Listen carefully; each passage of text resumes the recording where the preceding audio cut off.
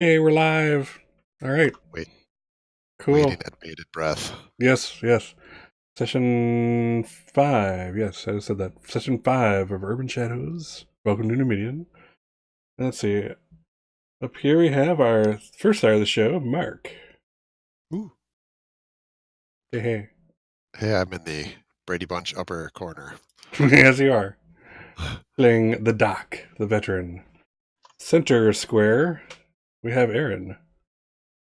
Eugene Banks, the hunter. Eugene. Yeah, he is. And last but definitely not least, we have Steve over here. Playing Adrian, the vessel. Yes, he is. I'm Scott of Scott's Case Files, the channel you're on if you're watching me on Twitch. Also, if you're watching me on YouTube, same channel, same name. So here we are, boys and girls. It was an exciting episode last episode. All kinds of wonder with the Fey Court, etc. Yes. Good times were had there. And what else did we end up doing? What was that was the first part? What was the second part? Oh, shenanigans at the wizards at Julian's Oh, wizardry that's right. home. Yep, yep. Julian can apparently make homunculi, at least in this case. Um, Adrian did get a real sample of hair, Ooh, however. Bonus. So, what's that? Bonus. Yes, bonus Bonus. round. And so that'll help pay off a debt somewhere. And there we are. So we also found out last session that Violet's entire pack was wiped out. Yes. And that the Fae presently have. Let's bring that up real quick. Since we're talking about NPCs, might as well bring that up. There we are. I did not note that one. Yeah. All right. So, so the ring was captured by the Fae for the one that does Kyle Lagrange's um, focus, and now in possession of Queen Mab. We also introduced another couple of cool characters last session. Kuro, Fae troublemaker, basically a Fae badass that, of course, Eugene knows, because badasses tend to travel in packs. that's Wow. right. And then also we brought in Sarah for the doc, former agent that used to work with him on the side. Yes. Yes, remind me what did we bring her on for? What was the thing with that? I think you hit the streets for something. Yeah, that was my failed attempt at generating proper conflict. Um,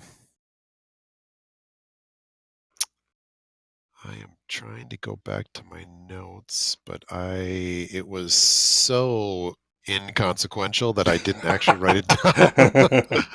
It's all uh, your creations are always of consequence, Mark. yeah, Don't forget that. I can't remember, That's fine. honestly. That's fine. So, hey, we have an agent. I'll end up going back on that. But suffice it to say that you have worked together with her. So Yes, she's now a face that we can go back to NPC wise if we want to. That kind of right, good stuff. because we were a little light on mortality, too. Yep. Cool. So why don't we get into it? Let's bring it back here. Let's do the dreaded opening moves. Session intro moves. Let's see. How about we have one of our veterans, Steve, or rather Adrian, Me? start us out. Who do you trust least in the group? Who do I trust the least? Um, I'm actually gonna go this time with Eugene because I think after like hitting him and berating him in front of the queen, that I might be unsure of his loyalties at this point. Yeah, beating your buddy does tend to have that effect. All right, Don't know why. what factions do you have to spotlight? I only have Knight to spotlight. Looks like it's night then. Night it So is. let's see. So we heard about Violet's pack. Um, do I want to bring in anything? Knight has vamps, werewolves, Specters. specters. There one more, or is that it? Wolf. Wolf Spectre Vamp. Wolves. Yes.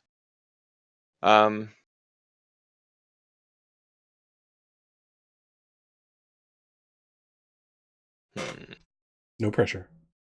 I know. The I'm trying to figure out how I'm involved in whatever I come up with. The most pressure. Let me just look at our people. Violet's dead. Let's see. Was there any member of her pack left over? That I put out there, perhaps? Just throwing it out there.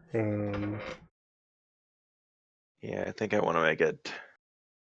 New. Can you pull up the NPC sheet a moment? Yeah.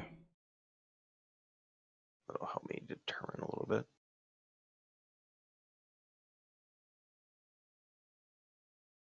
Okay, so we have Violet, who's decimated. And their trait. Dimitri being the guy we've worked with, Ivan being the guy. Ivan being the guy we worked with, Dimitri being the guy we have not. Okay. In which case,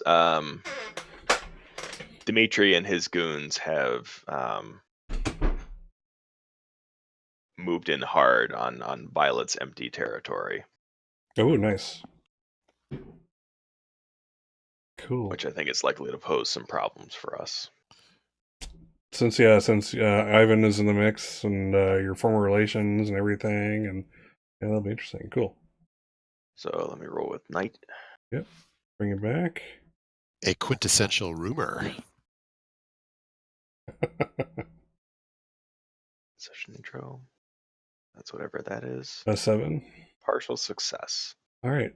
7 to 9. You're neck deep in it. You owe someone that faction a debt, and someone that faction owes you a debt. What'll it be?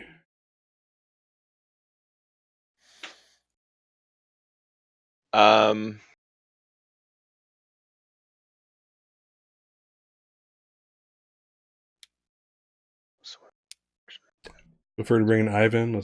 We can create a new NPC. However works for you.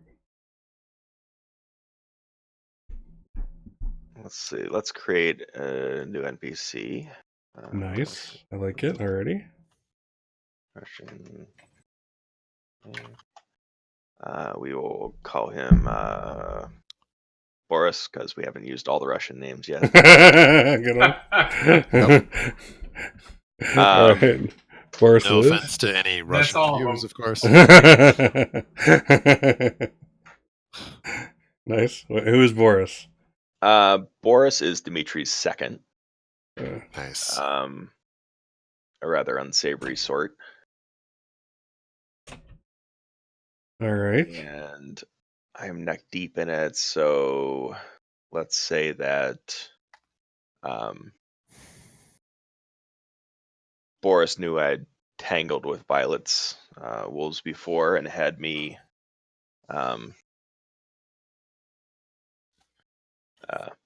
we'll say finish up some of what the wizard started. And that's why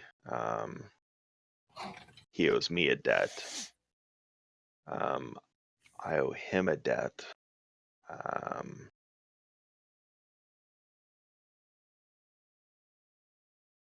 I think I owe him a debt because I wasn't willing to go all in with the knight. In other words, they wanted me to work for them on a more permanent basis. Gotcha. And, I left them high and dry before, an attack they were about to go on. Gotcha. So, okay, just to clarify, so that's Boris is the guy who owes you. Yes. And and basically this is about them moving in on Violet's territory. Correct. And they basically want more help from there. And gotcha. Cool. That makes sense. That's awesome. All right. Let's go to Eugene. Who do you want to who do you want to highlight? Who is your least trusted PC here? I think.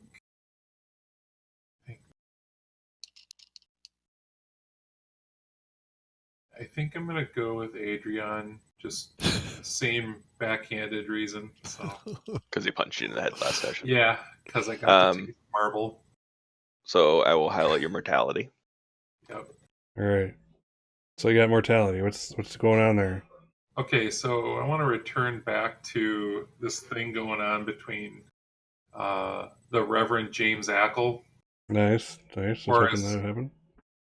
or as people on the street like to call him, Reverend Jackal. Reverend Jackal. Um, so he's moved up a level, and now I hear that he's been sending new people out to bug my sister Darla. And as I was leaving the rooftop, and I spotted that the occupant of this apartment was one of Reverend Jackal's, hallowed brood, or whatever he wants to call them. I, caught a quick glimpse, and I saw a flyer for tonight's um, show for my sister Darla, and she sings in this cover band called Aquatongue. It's a Jethro Tull cover band. Oh my god! I don't even know what that sounds like. But go ahead. They're a cappella. So. Oh Jesus Christ! Wow. Let's do that. Let's go all the way. Let's go all in. Don't stop. Don't stop now. So so I want to know what's up there, and I think I think this might be the guy that's named, they call Toddy Cross. Toddy Cross. So okay, so Toddy Cross is the one that's basically the focus of this, and he's Yes. one of Julian's people. Okay. Yeah, he's one of Reverend Jackal's. Yeah.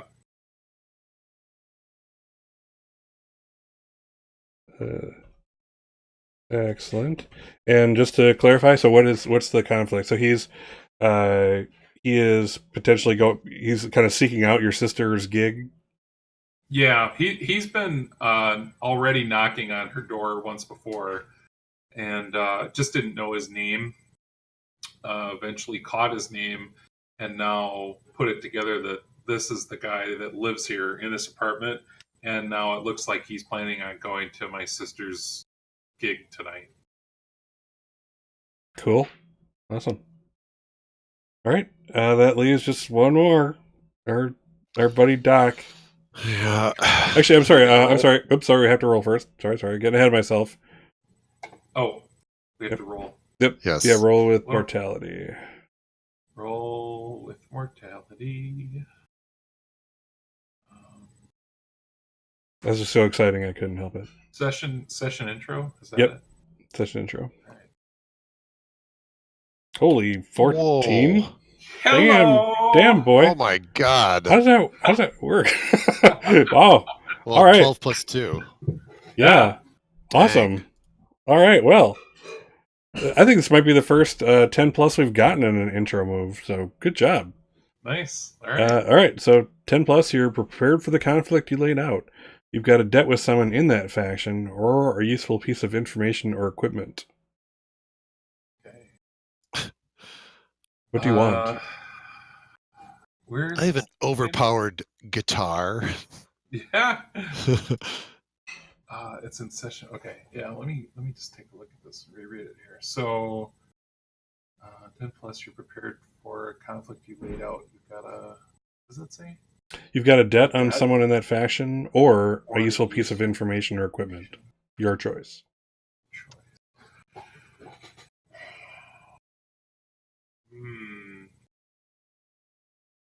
That's a good one. I'll go with a useful piece of information, mainly knowing that it's not just Toddy that's going to be there, but it's Toddy and some other boys who are actually waiting for me to show up. Interesting. Cool. Excellent. All right, now we're down to Doc. So Doc, why don't you, who do you trust least in the group? So I'm gonna say, based on the Kool-Aid move, I'm gonna have the Kool-Aid Man move. I'm gonna go with Adrian trusting the least because of not knowing. Wait, no, I knew that because we had planned that deal out. Yep. Oh, Yeah, I think you used your veteran thing for that. correct. I'm Still, you don't exactly probably know what I am, so. right, and I don't trusting least because I don't understand or know what's the deal with the hair, because that would have been a very obvious like move to Yes. notice. So that is the least trusting Cool. at this point. What factions do you have open? Mortality and power. Ooh. Let's go with. I'm gonna go with mortality. I want to see a little bit. Oh, that more one's of so much harder. Okay, not too much though. I No. I thought. can do power. No, I thought about. I actually planned ahead, so I think I think I have a conflict. So I am going to say that.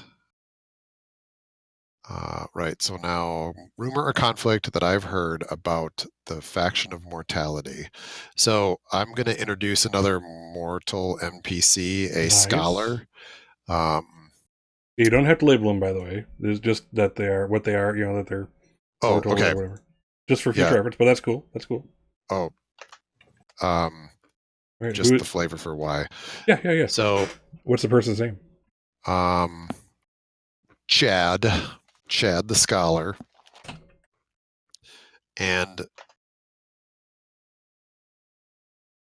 so he has been curious about how I am getting my gear because he is overly interested in anything related to relic and things, and for some reason has been tracking my antics. Now, as I've been going to procure and build out this sword cane, which I'm sort of committed to doing, even though it was kind of to be done on a lark as part of the plan. I'm interested in pursuing and finishing it, but I need some components. And as I've gone out to source the network, he has come up on the radar, and he knows of where I can find this thing. But it but he is going to withhold it from me and will utilize the people. Yeah, no, you can stop there. Yeah, okay. Because you've already all you have to say is he knows where there's something you want and he may not give it to you. That's awesome. That's a good compliment. And it's mortality, awesome. So murder mark mortality. And let's go ahead and let's roll. I am at a -1 on that one, so this will be interesting. Sorry, finding opening move. Yeah, session intro button. All right, 8. All right, so you're neck deep in it. You owe someone in that faction, and someone in that faction owes you a debt. It doesn't have to be that person. It just has to be somebody in mortality. Yeah. Okay. It can be 2 different people involved here, 1 person, however you like it.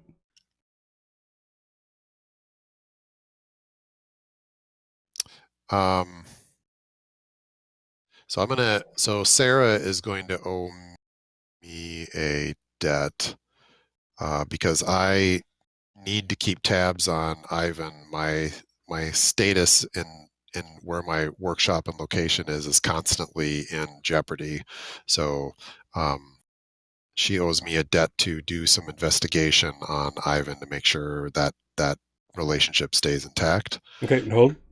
Now the debt should be involving this conflict. Oh, okay. That was my question. That's part of the dealio. So maybe she is she owes you, or you owe her because you're having her keep tabs on this dude. Maybe Yes. follow him, see where he's going. I will replace Ivan with Chad. Yes, exactly. Same That works concept. fine. Sure. And then, so who do you owe, or who owes you rather? Excuse me. Well, she owes me the debt to follow. No, and you owe her the debt because she's following him for you. Oh, got it. So who owes you in this conflict? Jeez. No pressure. Great. Oh, yeah. Captain Richard owes me the debt to follow up on information regarding my place of where I live. Gotcha. No, that's not part of this conflict, though. Remember, it's. So I know you're so fucking close. I don't understand. It doesn't understand. And, I will just keep doing. I will keep doing examples for you. You're doing fine. You're doing fine. So okay, so let's put it out. Okay, so you owe someone else a debt, so that's you owe Sarah for following your guy, Chad, of all people, Right. and what do you call it?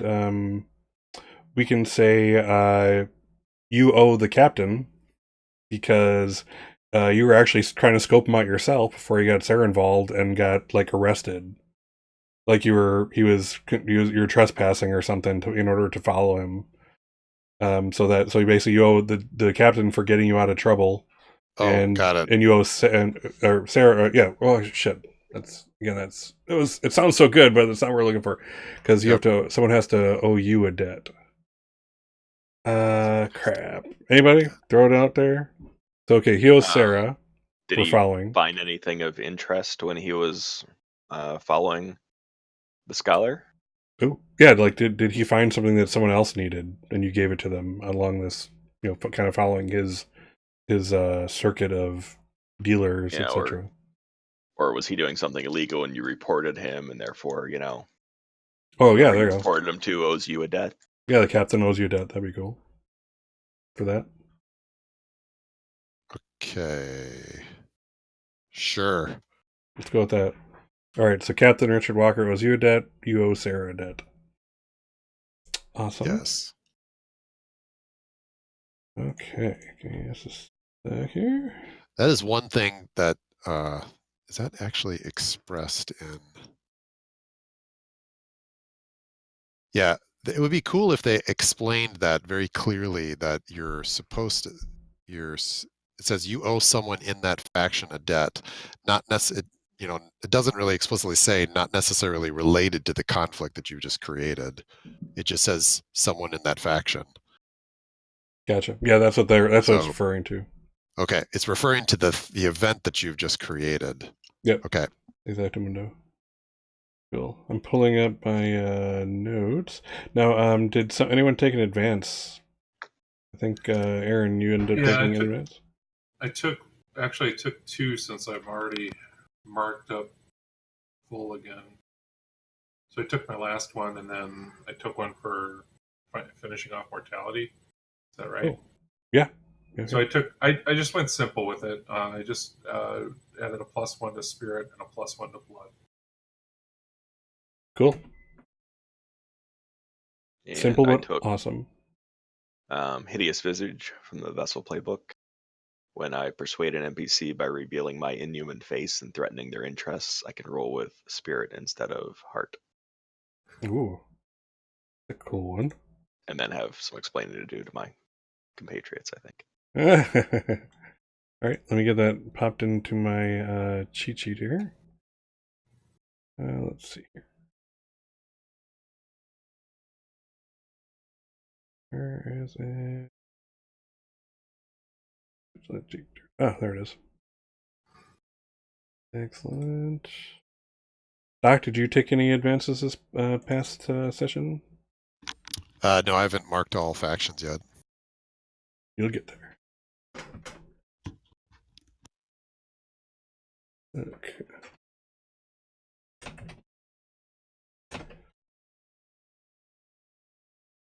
Cool. Awesome. All right, that works out great. All right, so let's kick things off. Let's What's this?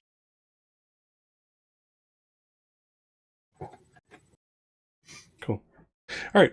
Yeah. So you guys, we'll probably can afford time ahead a few days, kind of catch up on things. Probably in the meantime, Doc, you've been working on your weapon when you're not trying to get info on Chad. Let's see. And Queen Mab has not contacted you guys back yet. And none of her agents either yet. So you're kind of off the hook there for now. You don't really, she didn't give you any orders or expectations or anything other than you're on her side pretty much, as far as she was concerned.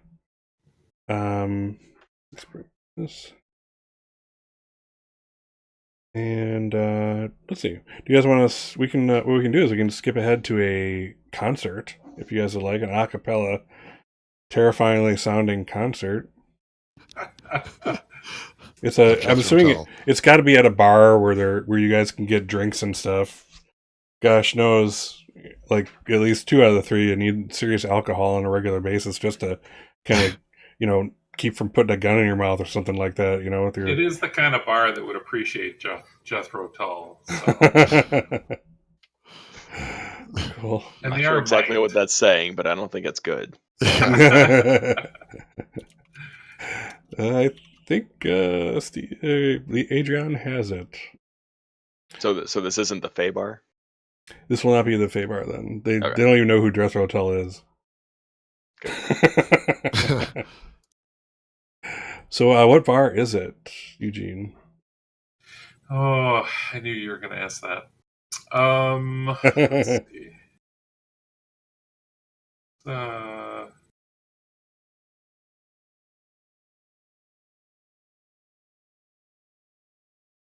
Yeah.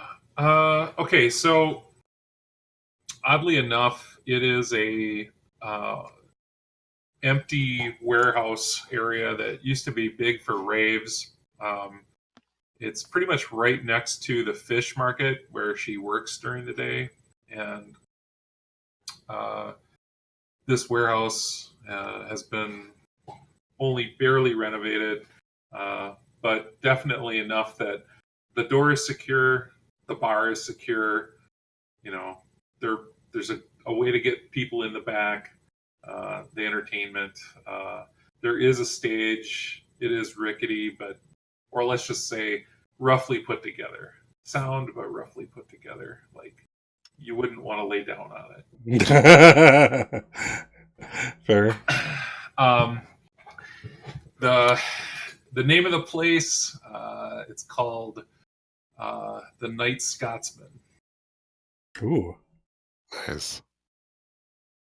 Damn. And, do they have a fog machine? Please tell me they have a fog machine.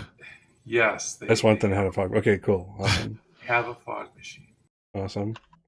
They have a fog machine. They have an excellent lighting system. It seems like maybe all of their money has been put into basically 3 things: the entertainment system, so lighting and sound and the fog, the variety of alcohol that you can buy there, and the muscle, the bouncers. So. Nice. Cool. No shenanigans. No Nice. shenanigans. No shenanigans. Awesome. Just enjoy the show. All right. Adrian, are you in on this? Absolutely. Cool. I assume he asked me to be here if he expected some trouble. Absolutely. Doc, I'm assuming you're good at this? So I just did a little research on Jethro Tull because I don't know them. An a cappella version is going to be a spectacle to behold because Nice. I don't know how they're going to pull it off because they use instruments. So yes, I had to look it up. Oh yeah. Yeah, I'm gonna maintain my ignorance of who Jethro Tull is. I was gonna say someone whistles instead of using the flute. I don't know. Yeah, exactly. Oh, there we go. Yeah, he played the flute. So their biggest song was called Aqualung. Do you remember that song? Oh, Aqualung. Sure don't. Which is really? Well, we should play it. I can't. Band. And band. Okay. So, and that's why the name of their band is called Aquaton, because they're Oh, nice. acapella. Oh, Aquaton. I'm eventually going to have to look them up, but tonight is not that night. Watch, Awesome. there'll actually be some kind of acapella version of Aqualung out I there. don't doubt that there is. It's out there, I guarantee. Now we got it. Okay, we're not going to do it now, but I will be Googling this later. Yes. We'll put it on the Discord if I find anything. All right. Yes. So you walk into this. The three of you walk into this. Of course, Dr. Oculary remembers. Go, man. I'm gonna have to look it up though. So yeah, you guys walk into the entry area, like they had the doors the doors that used to bring trucks in open to kind of let people in, but it's they got the velvet ropes going on. They're probably red because they put the money in the other stuff, so they'd steal these from like a movie theater or something. Classic. And classic.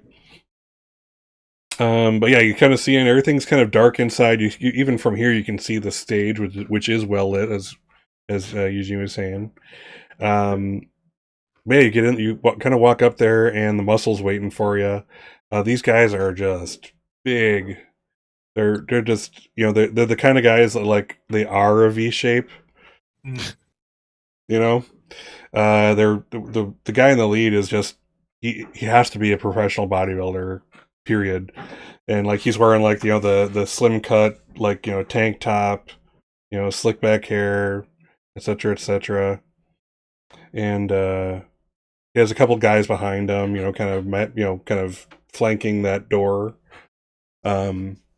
Yeah, he kind of looks you guys over, and you can see him like smirk, like you can just imagine what it's like something out of Princess Bride. The three guys coming up, looking all mismatched and stuff, and you got this old guy Doc. He's been around the block. You got the hardened hunter, and you got this vessel guy who is just trying to figure out what the hell a rave was. He's still catching up to the whole concert idea. But he kind of looks at you guys and smirks. As we approach, I can see, through this big ass door, I can see Toddy at the bar, and he's talking to some scraggly looking dude. Looks like he's from a '90s Fish concert, and he after he's done talking, that guy comes over to the bouncer or one of the bouncer's men and whispers something in his ear, but I don't hear that. All right, that's interesting. I'll go with that. Cool. Guys like so 3, huh? You're next thing you're gonna tell me you're with the band. My sister, Sphinx is my sister, man. Are you kidding me? No, look at me. Oh my god! So he literally snaps his fingers just like this. One of the bouncers from the side suddenly is right there with the list. He like a clipboard gets in his hand, looks at it, like name. Eugene Banks. Awesomeness. Okay. He's like he doesn't say it, but his expression says, "If you say so." He's like, all right. He points to Adrian. He's like, name? Adrian. I got no Adrian here. Who's you?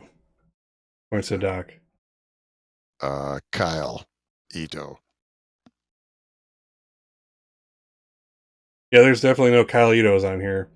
All right. Eugene of Awesomeness, you can go in. What if their name was Ben and Frank? Of the Lin clan, he says. Yes, of the Lin clan. I'm not even going to say that triggers any kind of persuade roll because, yeah, that totally would work. All right, so I slip him $200. You're like, welcome to the club, gentlemen. Enjoy your stay. Dang. Tip your waitress. And yeah, you guys are. That seems expensive for a night out. Yeah, well, I mean, it can cover more than just letting you in the door too. I can always come back. Ooh. Adrian is learning a lot about the Mhm. The human human condition. way, human condition, yes. Bribes. Bribes are part of life.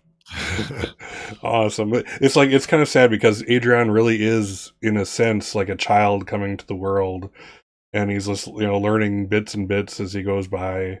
And it's like, what must he think of humanity? Well, there's a nice reinforcement because Ivan was all over, we don't talk about the deal. So, seeing how it all works. It's messy. It's messy. Awesome. So yeah, you guys, one of the bouncer that didn't have the clipboard unhooks the little thing for you to get in, the velvet rope, and you guys are let in. It's probably like an hour before showtime at this point. So things are just kind of getting started. People are kind of filtering in. So Jethro Tull, what age was that? I honestly have to look that up. I don't know. Like 80s, 90s, aughts, I think 70s. it was like late 60s and then 70s. Oh, okay. Yeah. I apologize to Dr. anyone that's their favorite band out there. Mean no offense. Dr. Oculari, we need a reference. Dr. Yeah. Oculari, we need a reference. To the reference room, please. Yeah. Awesome. So yes, so we'll say it's still kind of a party place. We'll call this a mid-range crowd, mid to young crowd. You know how you have your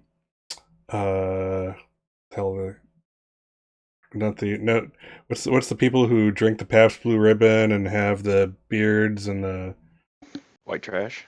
Yeah, that too. What's what I'm looking for? That too. It's There's like more. they're not yuppies, they're Hipsters. Rednecks? hipsters. Oh, hipsters. We That's don't what I was drink looking PB. They're drinking craft beer. Yeah. Oh, PBR whatever. is Whatever. It's more of Yeah. a status thing. Anyway.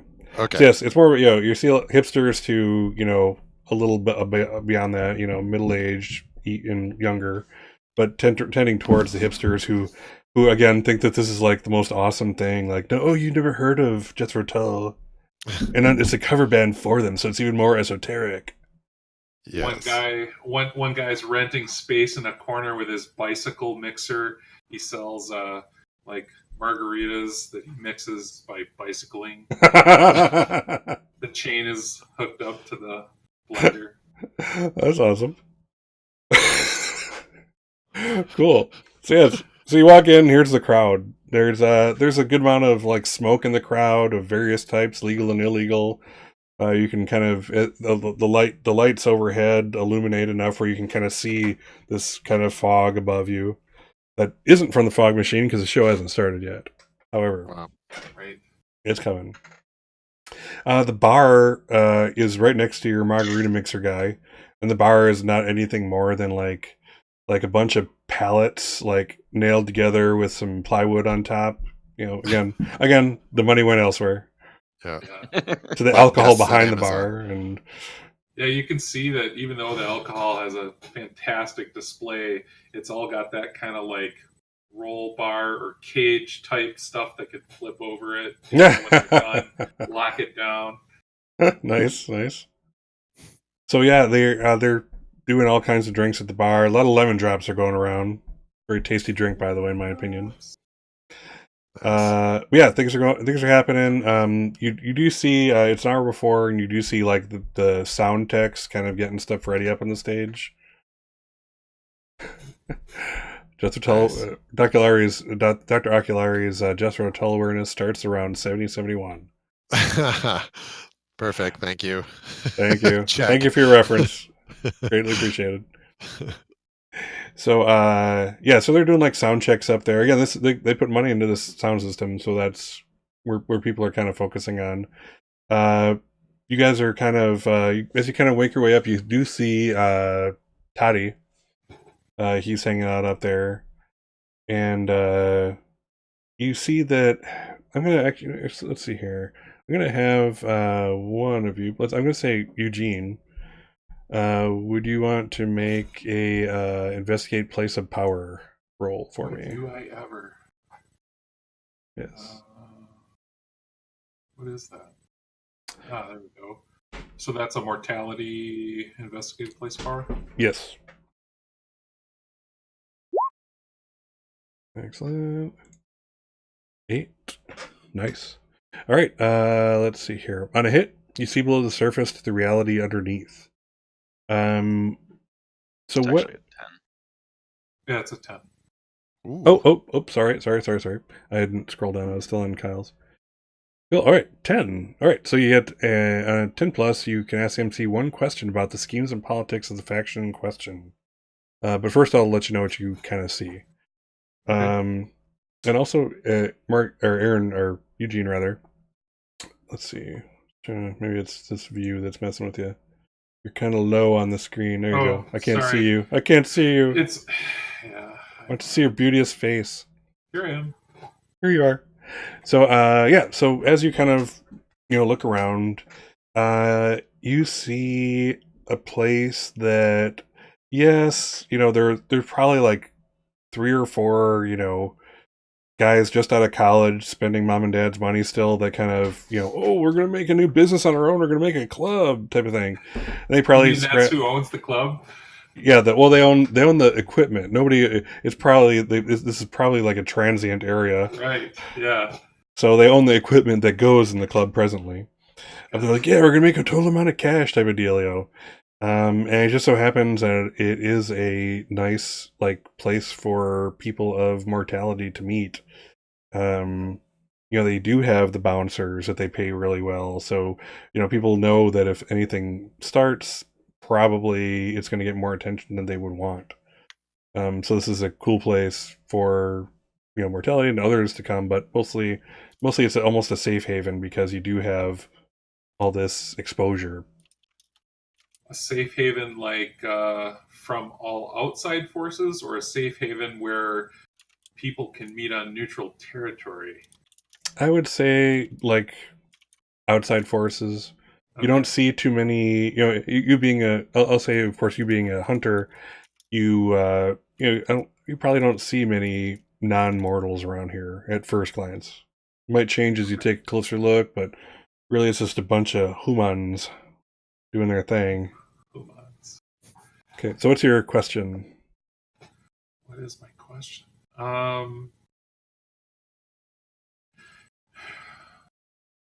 I guess what is the current rumor about the faction of mortality? Like, with all this stuff going on, right? Got werewolves suddenly killed off, and the Fae and the wizards against each other, and um, you know, Yeah, what's the overall like, vibe is what you're saying? yeah, what Cool. is mortality doing? So the answer to that is nothing. God. There's a you get the definite impression that there's a time to as far as the faction as a whole is concerned, likely it's just to like stand back, let them fight it out, and see what happens. As long it seems right now that they're just killing each other or messing with each other, not property, not necessarily mortals or anything. So it's kind of like let them fight their fight. Let's stay back, stay out of trouble. They'll deplete their numbers, and we'll get even more numerical superiority. Is the general vibe. So I need to start a hunters union, is what you're saying. Yes, absolutely. Please do. That would be awesome. That's actually an advance, I believe. Can't you like Is it? lead? I think an advanced, where you can like lead a hunter group or something like that. I have to look it up. Oh, really? Yeah, that's eventually. Yeah, you can do that. It is Huh. potentially in your cards. All right. Cool. All right. So yeah, is anyone else looking for anything in particular? Just kind of taking the sights. You grabbing beers? What you doing? Yeah, for mostly beers because it's mostly in backup for Eugene.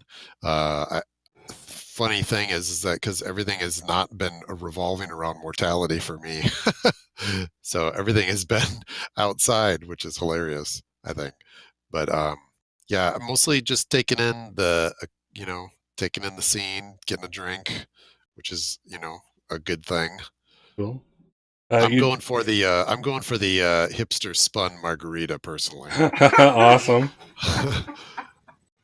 Nice. No doubt.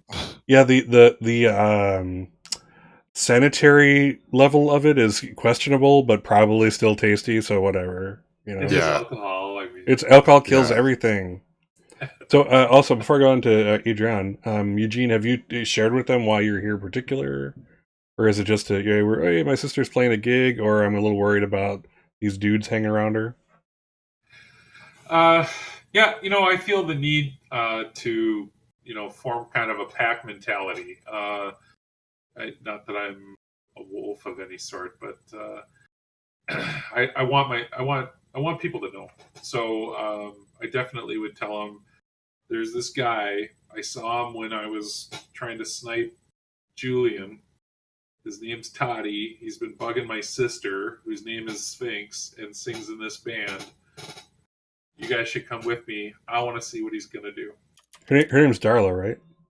Her name's Darla, But her but stage name everybody is Sphinx. and so everybody calls her Sphinx. Nobody Okay, calls her Darla except me. Awesome. Cool. All the more reason for the guys to be here. I have a technical question. After I've taken my advance, should I unmark all my stuff so that I Yep. can possibly be marking it throughout the game? Oh, absolutely. Yep. Yeah. Once you mark them all, immediately erase them and take an advance. Gotcha. Okay. So there is no downtime. However, of course, you can't, like, let's say you're missing only mortality, and you end up having to mark. I think I'm sure you know, but if you have to mark like wild, you can't mark it twice, so it's just kind of a wasted mark.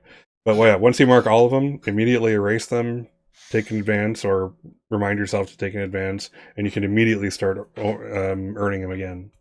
Okay. Cool. Adrian, what's your general?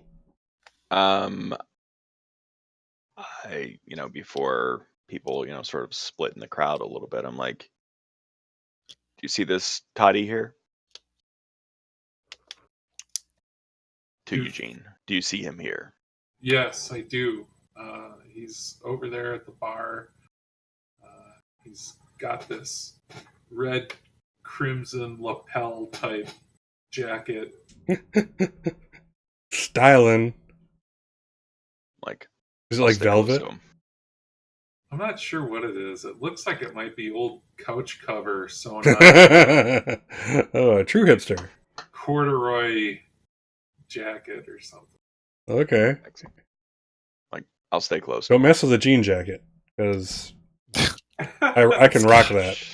I can rock the hell out of a jeans jacket. Don't do that. Don't go there. Don't go there. Cool. So Adrian, you're gonna kind of drift over towards where the dude is. I am. Cool. I'm gonna follow him around a bit. Nice. What do I know about Toddy? Oh. So yeah, you given that you're following around, you're checking him out. Let's see. You're going to figure him out. I am gonna try. Excellent. Brutality not being my strong suit.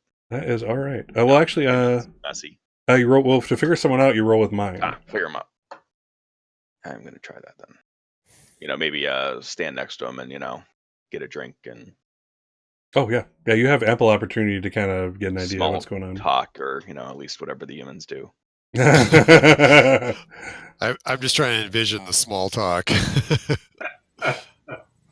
I think all I'm used to is like the lines that Eugene uses when he goes out to the bar, since we spend oh shit!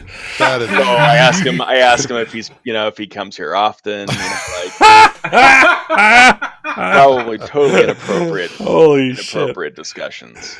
Oh yeah. You're definitely rocking it. Mind also not being my best role, but let's see here. Oh shit! Oh, it goes off exactly the way you would expect. Oh god! Oh no! Oh god! I'm almost crying on that one. Okay, all right. Hey, I got to play up the humanity a little bit. Yes, absolutely.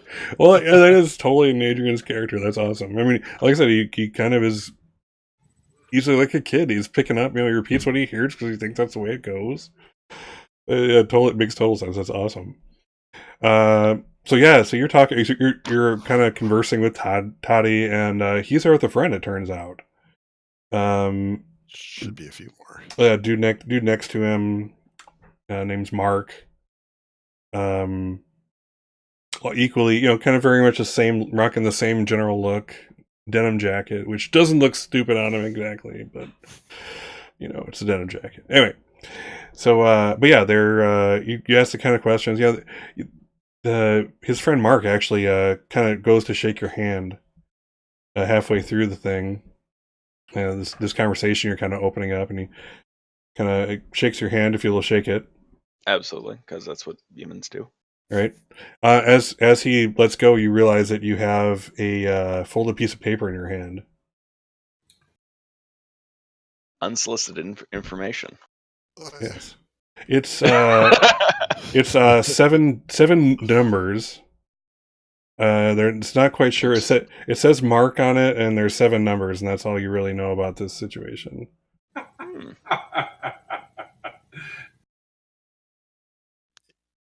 I will nod at him and I guess continue drinking. Yeah. But you're kind of doing your thing. Keep the conversation just keeps going. They kind of just they kind of think you're just messing with them after a while, and they're like, oh yeah. They're in a good way. They're kind of like, well, yeah, they're kind of asking you questions. Hey, have you heard Tull before? You've never heard anything like this. Like, yeah, and I think maybe I even say I know the lead singer. Perfect. Oh, that's so cool. Like, he's like, oh. Suddenly, that's when your miss is going to come in, basically. Toddy's like, oh, really? He's like, you, how well do you know her, would you say? Met her a couple times. Oh. Seems nice. Yeah, so, I mean, have you been to her place or anything like that? I mean, how are you just friends, or what? Have I been to her place, Eugene? Yeah, well, actually, we have. Yeah, once for a barbecue. She lives in an open floor apartment, like a renovated department store, actually. Okay. I think it has a rooftop patio where we had the barbecue. Yeah. Probably, the communal one. Awesome. The lowest level is a coffee shop, bakery, game store, Yeah, I'm like, it's I believe it's an old department store on the south side. Nice. For some reason, I'm envisioning Adrian like at that party, like off to like one side, like surrounded by people, but nobody's talking to him, and he's basically holding like one of those plates with like the little segments in it for different foods. And there's a hamburger on it that's like long since been cold, and he's just kind of like talking so much. Like, what do I do? I'm just standing here. I don't. What happens next? What do we do? How does this dance work? Type of thing. But both of them. One goes on. One is now on one side of you. So one is on the other. I probably don't know the address, but I maybe I remember the name of the bakery. Yeah. Like, wow. So, yeah. And I think at some point I'm like, why do you want to get an autograph? That would be awesome. I mean, they don't do anything like, where you can pay the extra to get a backstage pass because, well, there's really not a backstage. But, yeah, that'd be awesome. Could you hook us up? I can do that, friends. That's so awesome. That's Adrian. I wish these little segments just, yes. And this is what you get for not socializing, Adrian. It's really Eugene's fault when you look at it. So let me remember this. There's the opening session move, and then there's the tonight's socializing of Adrian. Congratulations. Note to you self. Took him to a bar and then let him go off on his own. Brilliant. Oh god, that's awesome. So yes, yeah, oh that's so cool, man. Hey, the one guy, Mark, he's like, yeah, I gotta check back with somebody real good. I'll be right back, but we're definitely gonna hook up with you afterwards, man. Thank you so much. And Mark goes away. Toddy stays around there. I'm just gonna watch that bartender or not bartender that bouncer that his buddy Mark went and talked to. Okay. Yeah, he's just kind of doing his thing. Okay. Nothing. They're Nothing. not like silently communicating as they change locations or anything, are they? No, doesn't. It would not seem to be the case. Okay, so The wrist mic. Break one. probably not coordinating. Oh, just like keeping aware of each other. Sure. That part's fair. That much is fair, sure. But yeah, it's not too long before the lights start to dim, and they go back up, and they dim, and they go back up, and it's like the show's about to begin, and suddenly the light show starts. The fog machine turns on. It's filling the area on the stage and around the stage, and there's this huge uproar. Whoa! And they take the stage, and each of the how many are in the band? You got is it really a lead singer, or is it like they're all singers technically? It's a group of it's a group of six. So Six, nice. They try to cover as much range as possible, and some of them are better at like beatboxing, and others are better at harmonizing. Cool.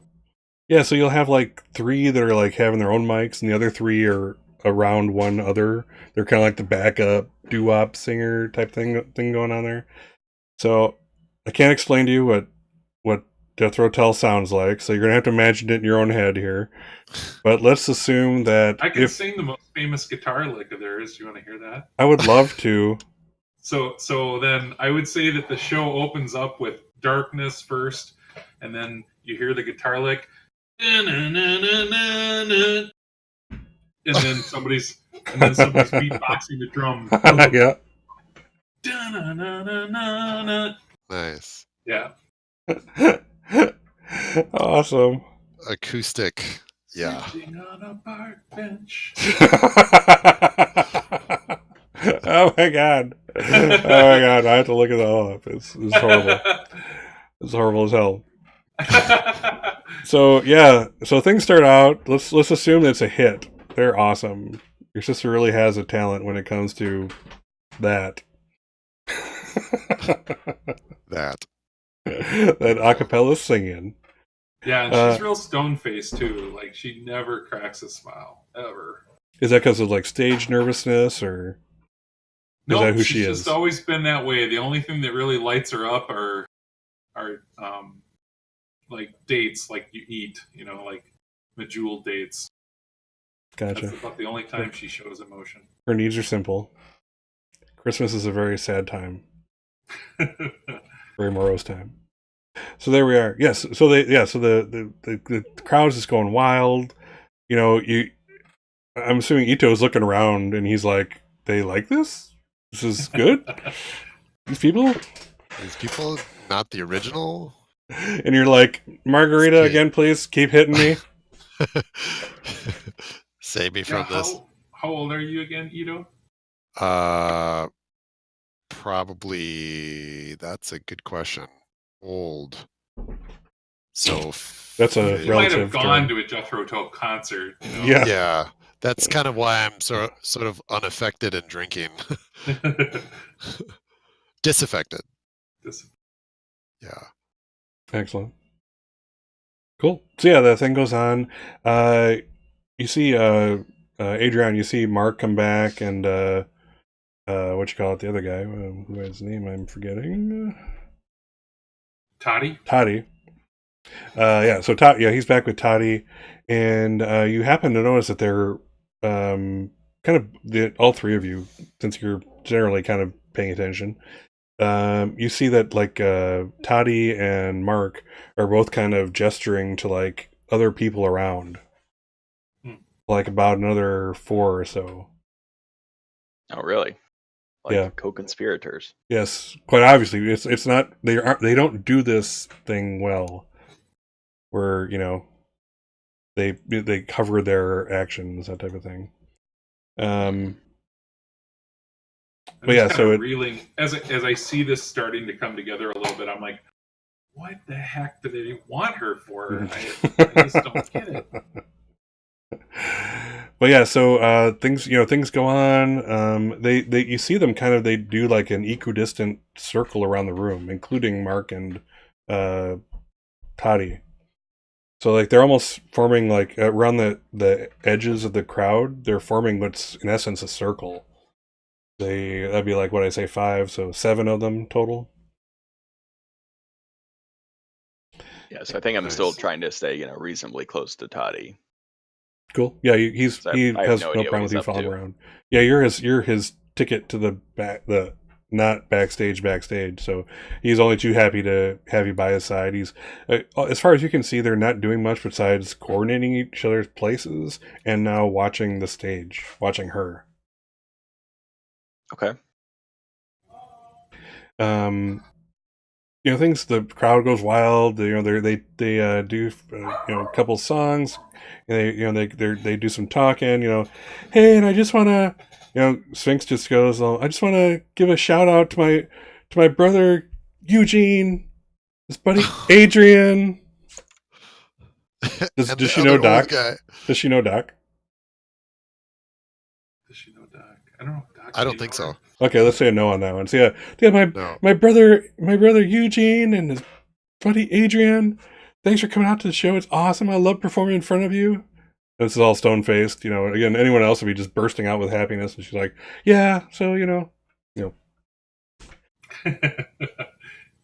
there's like a cheer in the crowd. Everybody's like looking around for you, except for the dudes who have already formed a circle around the place. They know where you are. Sure. I would imagine if they did their homework, they probably knew all along. Yeah. So, yeah, the things go all the way through. They do one encore, and next thing you know, they're off the stage, and the crowd is half kind of clearing out, half milling around, getting some more drinks. They at all Toddy's guys are hanging still in their kind of areas. Yeah, well, what you guys are going to notice is as Sphinx or Darla moves off stage and kind of goes towards Eugene, that circle there, you can see them trying to kind of keep that circle a circle. So wherever she goes, there she's the epicenter of this circle, if you will, of their positioning. Yeah, so she comes up to you, up to Eugene, and I'm assuming Adrian, have you kind of filtered back, or are you staying with Toddy? I'm staying with Toddy, but I think I'm growing bored because I really didn't understand the music very well. Unlike the crowd apparently. So I'm just gonna grab Toddy's elbow and I'm gonna say, "Come on, I'll introduce you," and I'm going to like physically bring him. Awesome. Yeah. To, So you're like to Eugene you're and like Darla. making him feel the fact that there is no possible way that he can burst out of your grip, is what you're saying. Yes. Yeah. So you can see like the look on his face of terror, like suddenly, like holy shit. I mean, you don't look like that much, right? No, I Marcel? don't. I mean, I'm not. I'm certainly not like one of the bouncers. Yeah. So yeah, you don't look like, but There's definitely an inhuman strength about it. absolutely. Yeah. So he's like suddenly he's like, and you see like out of the peripheral of your vision, like the other parts of the circle kind of there's like a quiver amongst them, is like as if they're like As if they don't know what to do. yeah, they don't know what to do. It's like what we didn't plan for this shit. We were planning for a goddamn circle, and now there's not a circle, and I don't know what to do. And do we move? Do we shift? What do we do? We go help him or whatever. But at this moment, they're just keeping their distance. So yeah, next thing, Eugene. Cultists just aren't very good at geometry. I guess. They're not good at geometry. That's why they're cultists. And not wizards. Yeah. That's fucking funny. All right, so So yeah, out of nowhere, Eugene and Doc, you see Adrian escorting uh, Toddy over to you and over to Darla or I'm Sphinx. in the middle of talking to her, and I'm like, "Hey, sis, high And five! That was fantastic!" And I she's like, like, And I take and I her hand and I away, come and up. it's I'm like, this one wanted to meet you, and I just look at Eugene, and I'm still holding his elbow. That is awesome. like, Him and his, and I say, him and his 6 friends have been dying to learn more about the band. you can see again that triggers immediately more terror in his eyes, like, oh my god, they noticed us, type of thing. that's And you when can see, that's when I shift posture to, communicate with body language that I've pretty much known the whole time mhm. as I look at Toddy and say to him, "Yeah, so what exactly did you want with my sister?" And Darla like hits you on the chest, that whole like, yeah, oh hey, don't mind him, he's just an overprotected brother, nothing's going on. I I could swear I've seen you before though, she says to him. And you could, I'm not sure his terror factor could really be more pronounced right now. Darla is just not picking up on it at all. But like he's like everything that's happened in the last 30 seconds has been like terror, more terror. Holy shit! How the hell am I getting out of this? What's going on? I don't even know what's going on. Oh my god! Oh my god! Oh my god! And yeah, so it hits its precipice when Darla says, "Hey, haven't I seen you around before somewhere?"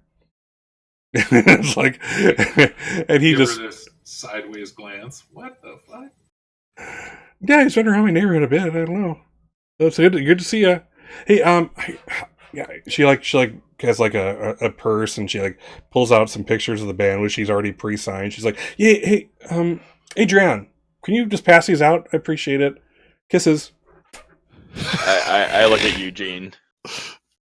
Like, is this acceptable? Yes, but you don't have to kiss. Just hand them out. Then I sort of, release Toddy from the death grip. I don't know what she's playing at, but we'll play along. Yeah, she's going off to like some other like corners of the room with other fans, band members. Well, is it a band? Is an a cappella group a band? I don't think they are. Yeah, Really? technically. Sure, Technically, why not? they're a band. I don't know. They I make feel like a music choir with their mouth. Well, jeez, so do birds. You need to watch some Pitch Perfect, my friend. Oh, Yes. I watched them all, but it's. Well, there you go. See? But So is it a band? As I take the flyers, I look back and say, I'll keep an eye on her. And, go off to hand off flyers near her. Oh no! Well, that leaves an awesomely terrified guy sitting with you there, Adrian. I'm sorry, Eugene. What? No flyer? He's like, Did you leave yours at home? like, I'm sure I'll get one later. He's just like, the terror is still there. He's like, you can tell he's like, am I about to be brutalized? As on the inside type of thing. Just stay away from my sister, Toddy. She doesn't need saving. Do you want to try to figure him out? You've definitely triggered that. Sure. Okay. Go ahead and let's see here. Roll with mind. Figure somebody out.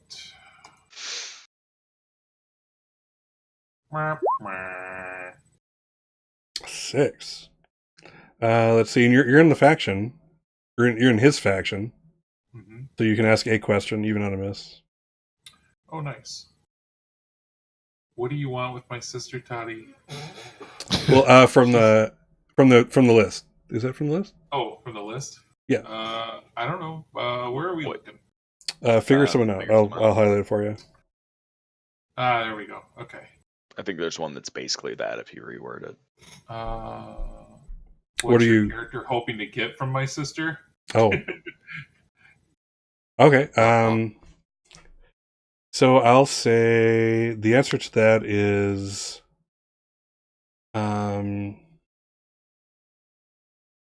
nothing directly, but praise from the Reverend indirectly. That's all I'll give you. Okay. Oh, Before there's like a big party of lemon drop stuff that gets like, or a big tray of lemon drop that gets shoved between the two of us and he disappears or something. No, he doesn't disappear. He's much too terrified, and it's still okay. He wants to be here. It seems. weird.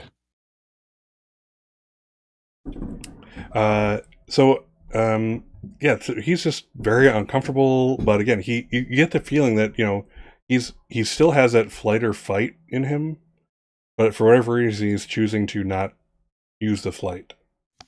He has every reason to, but why? Is there anything suspicious that the other people around him are doing or not doing, or are they kind of just all deferring to him, waiting for his lead?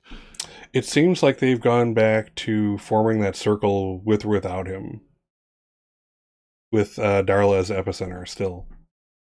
So as Adriana is handing out flyers in the vicinity of her, they're still kind of circling and keeping tabs on her physically. Yeah, they're not circling in the sense of like they're Yeah, walking yeah. around in circles, but they are keeping that circle around her. They kind of try to stay again. They once they find a place where the circle is good, like it's symmetrical ish, that's where they stay. When she moves over here, they adjust. So weird. There's definitely something weird, wacky going on here. Like, Yeah. Don't you have like some magical artifact that you can like tell the truth or something? I, Hey, do you I have any wasn't clue? Let's see. I wasn't quite prepared for a Wonder Woman chloroform. episode. Yeah, I Yeah, didn't have the chloroform on you today. I didn't have That's very sad. a syringe of a. I mean, technically, if I burn corruption, I can pull something out of the bag, but weren't actually planning to do anything significant, so I wasn't really planning for keeps. Gotcha. Well, you can let's see here. Yeah, But for your one movie, you would want to have to do it before you actually get into like a situation.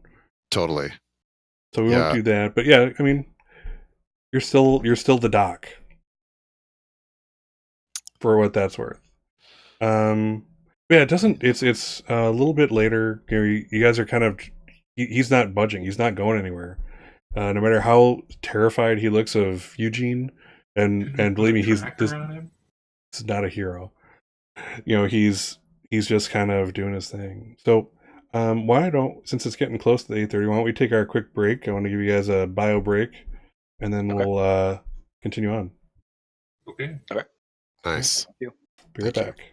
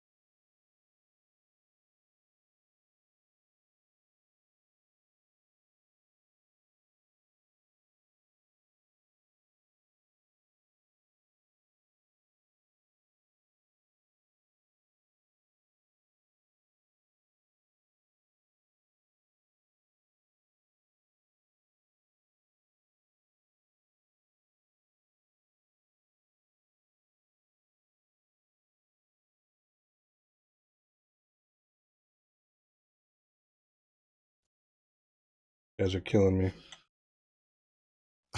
All right, we're back. Welcome back. Welcome back. I was just thinking to myself how Adrian, who's the least likely to be mortal here, seems to be having just as much luck as the mortals with talking to them. I even have info. And, you know. That's true. Yes. Look at nothing. So so things are starting to get subdued, clear out. The party's over. The alcohol flows, but they still have to worry about local ordinances and stuff like that. So they, you can tell they're trying to stay on good footing with the local PD, etc. Things are thinning out. You can actually see Darla. With other members of the band, they just got done talking to some people who are leaving, and she waves, and they're coming towards you. Her circle's following her, and from the stage side, you actually see a guy step up there. Just a lone dude. He's just wearing a white suit. Little like a little. You can see the glitter off of his diamond stud cufflinks from even from your distance. He steps up to the mic and he's like, "Ananatrak utvas pesad noki al dienve."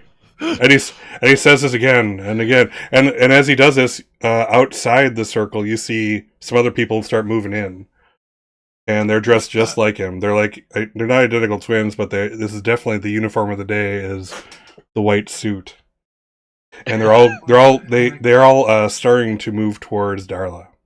All these guys, and everybody else is kind of freaked out. You guys are the only guys that really give a shit. Someone else is like, "Oh, they're just fucking around with the mic on stage." Nobody's even paying attention to their surroundings like you guys are. And I turned to Eugene. I'm like, "Shall I make a hole for our escape?" Yeah, I'm gonna grab Darla over my shoulder. Yeah, you run towards her, and she's like, "What is the problem, man?" I don't know. It's your buddies. And all I can hear is now that the voice is slowly turning. I don't have my voice changer on today. However, it would be sounding quite demonic. And you can see the whole place starts to reverb as he's chanting, and you can dust is coming down from the high ceilings of the warehouse, and things are kind of quivering just a little bit. And as things kind of start really reverberating, and you reach Darla, and she's like, "What the hell, man? What's going on?" I gotta get you out of here. They're here Time for you. to go. Yeah, that's all going on. She holds her hand out to you because she can see the look in your eye, and she knows you well enough that you don't exaggerate shit like this. If you say shit's bad, shit really is bad. This is not a exaggeration or anything. So she reaches out her hand to you as you guys link up, and you see another figure walk in. This is a guy that you recognize, Aaron, or Eugene, as the Reverend. He's like, "You will not lay a hand on this woman tonight. Not in my presence or the presence of my flock. I cast you out." And it's about then you see the circle starts forming in a more real sense. It's there's light going from very dim light, like the light of a subdued flashlight, but it's going from person to person in this circle that they formed until it's all around you guys. I'm assuming you guys are inside the circle. Or Yeah, we are. Yeah. Although I'm going to try and punch through it. The circle? By that, yes. Or by the wall? That, I mean the circle. Well, and I'm just trying to open a hole for the others to the exit. Oh, gotcha. Yeah, there's at this point there's no one in your way. As you touch this new circle of light thing forming, it feels weird. In fact, it feels it's strangely familiar to you. It feels nice. It feels like the womb almost. Hmm. For you. It's just an incredibly comforting feeling to touch this thing. But it has and it's weird in that it does have a tiny little bit of solidity to it. There's a tiny little bit of resistance to this light, and You must suddenly really be somewhat powerful. suddenly your hand like moves through it, and so the guys up at the front, the guy who is on the stage and his buddies start converging. They start moving. You can see them start to smoke a little bit, like literally, like in the sense of like they're burning from the inside, and that's stopping like the guy's buddies, but the guy is still approaching Darla at a good pace. The guy in the white suit. Yeah, well, they're all wearing white suits, but the guy who was originally on the stage is not deterred. He also is smoking. You immediately So there's two groups of people here. There's the Reverend and Toddy and all those guys, and then there's the guy in white and his white suit guys. Yep. And there's also the lingering people from the concert. But Yeah. again, there are not many at this point. Okay. They're almost to the you can't go home, you don't have to go home, but you can't stay here moment. But it was just about to hit that when this all happened. That's pretty rude. All right. So what do you guys do? Yeah. So can we identify this big badass? I mean, should I just be blowing his head off? Oh, would you like to put a name to a face? I would. All right, let's do that. I don't have to kill every demon I meet. It's just fun. But I like to. All right. So roll with wild. Okay. Let's see here. Roll with wild.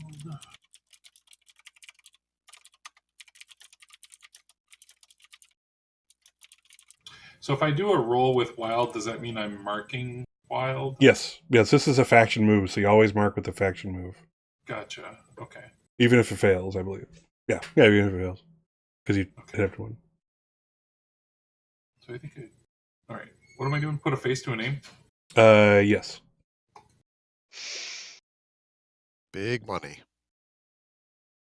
On a miss, you don't know them, or let's see. On a miss, you don't know them, or you owe them. The MC will tell you which. I'll say you don't know them.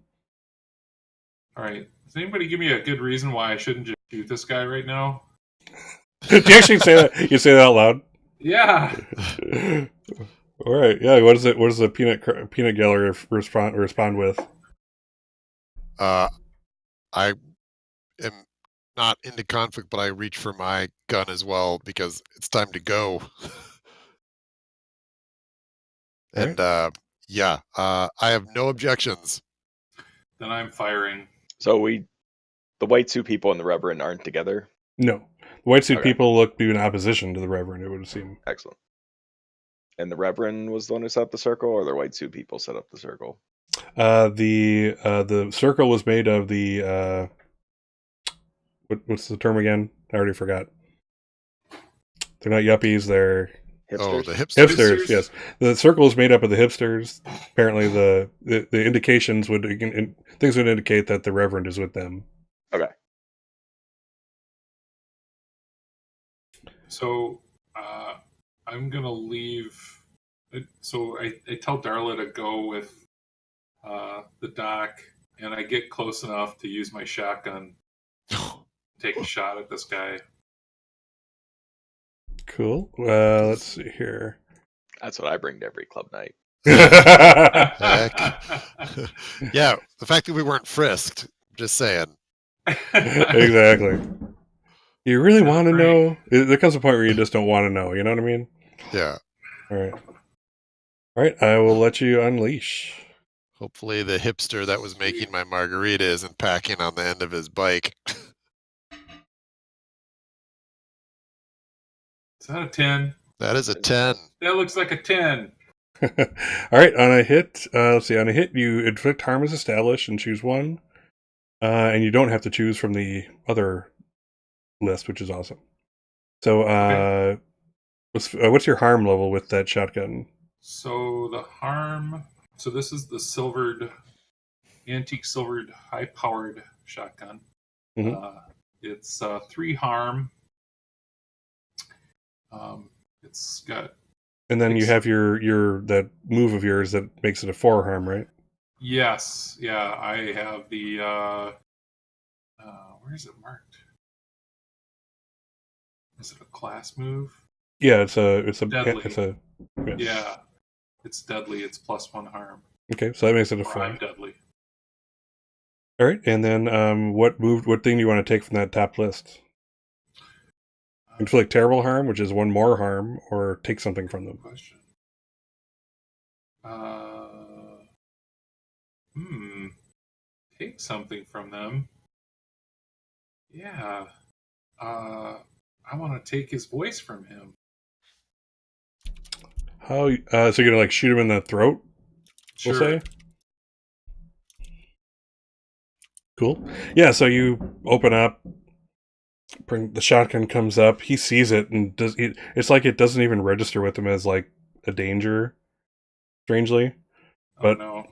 as you shoot him in the throat, it absolutely is a danger.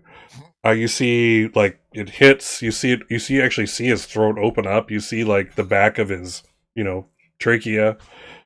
Black blood splatters on like behind him, but strangely, none on the suit. The suit is pure, unspeckled white.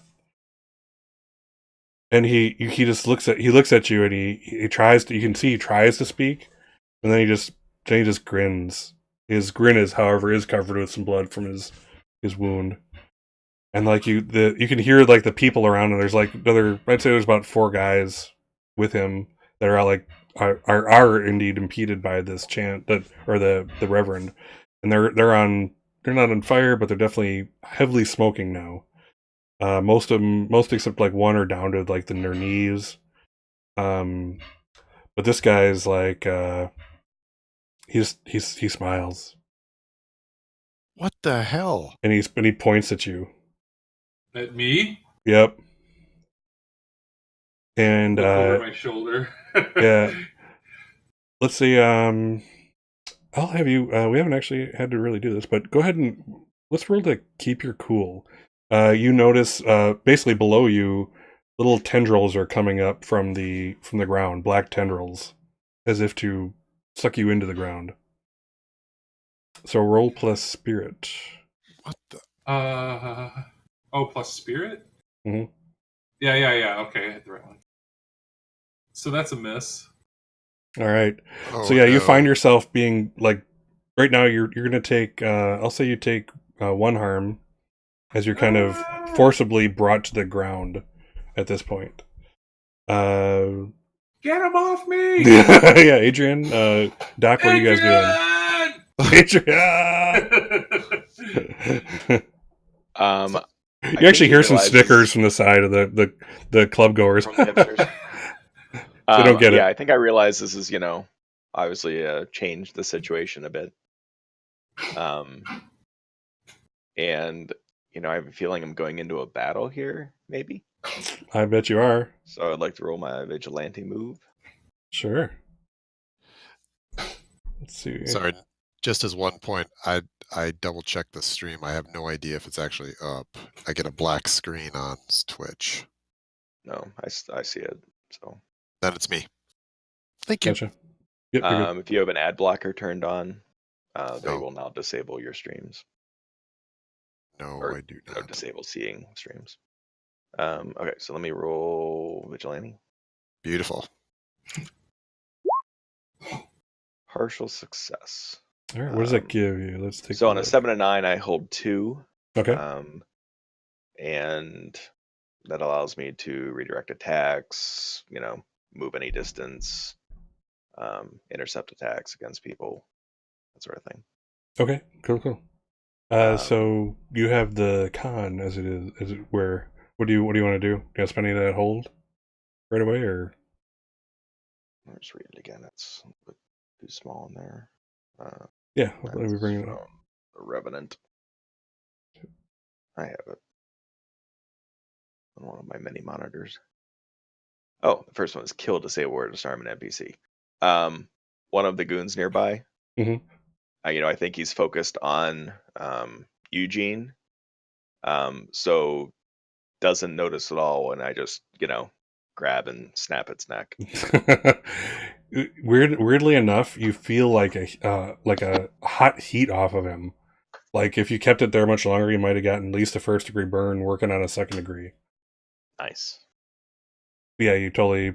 Yeah, you do the whole like 360 twist or. Oh yeah, it's like it snaps, but like the body still does the the full 360. Nice. As I just let go Terrifying. and let it spin to the ground.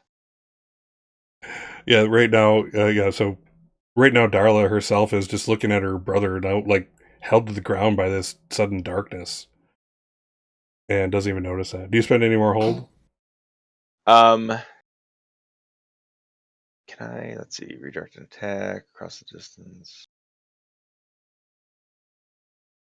No, not yet. Okay, cool. Doc, did you want to do anything? I don't want to like kill multiple in like a single, like go type thing. You could. In other words, okay, then we have to. I think you'd have to move to it's- get to him, but yeah. okay. But I assume I don't have to move far since they were sort of all behind. Yeah. What's his face? Yeah, you don't. I won't make you use a hold to do it. You can take out but another yeah, one if you want. I step as one comes towards me and just like go under his grasp and just like come up and grab the head and like slam him into the ground. Oh man, I totally thought you were gonna go like up through the rib cage and grab his heart. I thought about it, and I saw that. It's pretty gruesome. I decided to do like the the Undertaker slam type thing. Nice. And sorry, you're doing this to the people dressed in the white suits? Yeah, the smoking people in white suits. Got it. Yeah, you definitely hear like a crunch that reverberates through the room, even over all this other crap that's going on. Like the fleeing bystanders who are now totally freaked the fuck out. You hear this, and maybe as I go to one knee, I just look up at the guy in the suit and stand slowly. Nice. That's over. Cool. Awesome. Yeah, and he takes notice of you for a second, but his attentions are still focused in the direction of Eugene and Darla. Doc, what are you doing? So I have no idea what is happening at this particular point because so probably too fast to try to figure something out. So try to come to Eugene's aid. Is something like pulling him into the floor, or is it just grabbing onto him? It's grabbing onto him to pull him into the floor. Is there a hole in the ground? Not that you see, no. Okay. Yeah, I guess, do the grip on his hand and try to pull him out. Cool. So let's call that a keep your cool. You're gonna have to basically, this is not only is it terrifying, but this is keep your cool is kind of like the all encompassing move to do such things. You're definitely not trying to take anyone on. You're not unleashing. You're not escaping. You're not persuading. Yeah. So keep your cool works. Go ahead and roll with spirit, please. 7. All right. On a 7 through 9, the MC will tell you what it's going to cost you. You can kind of keep him from going any further and start pulling him out. But if you do so, you're going to take 1 harm as it kind of tries to latch onto you now. If you're willing to take the harm, then yes, you can start pulling him back from the stuff. Yeah, I'll take the harm. All right, mark a harm, please. Excellent. Do you recover harm? Yeah, you'll heal.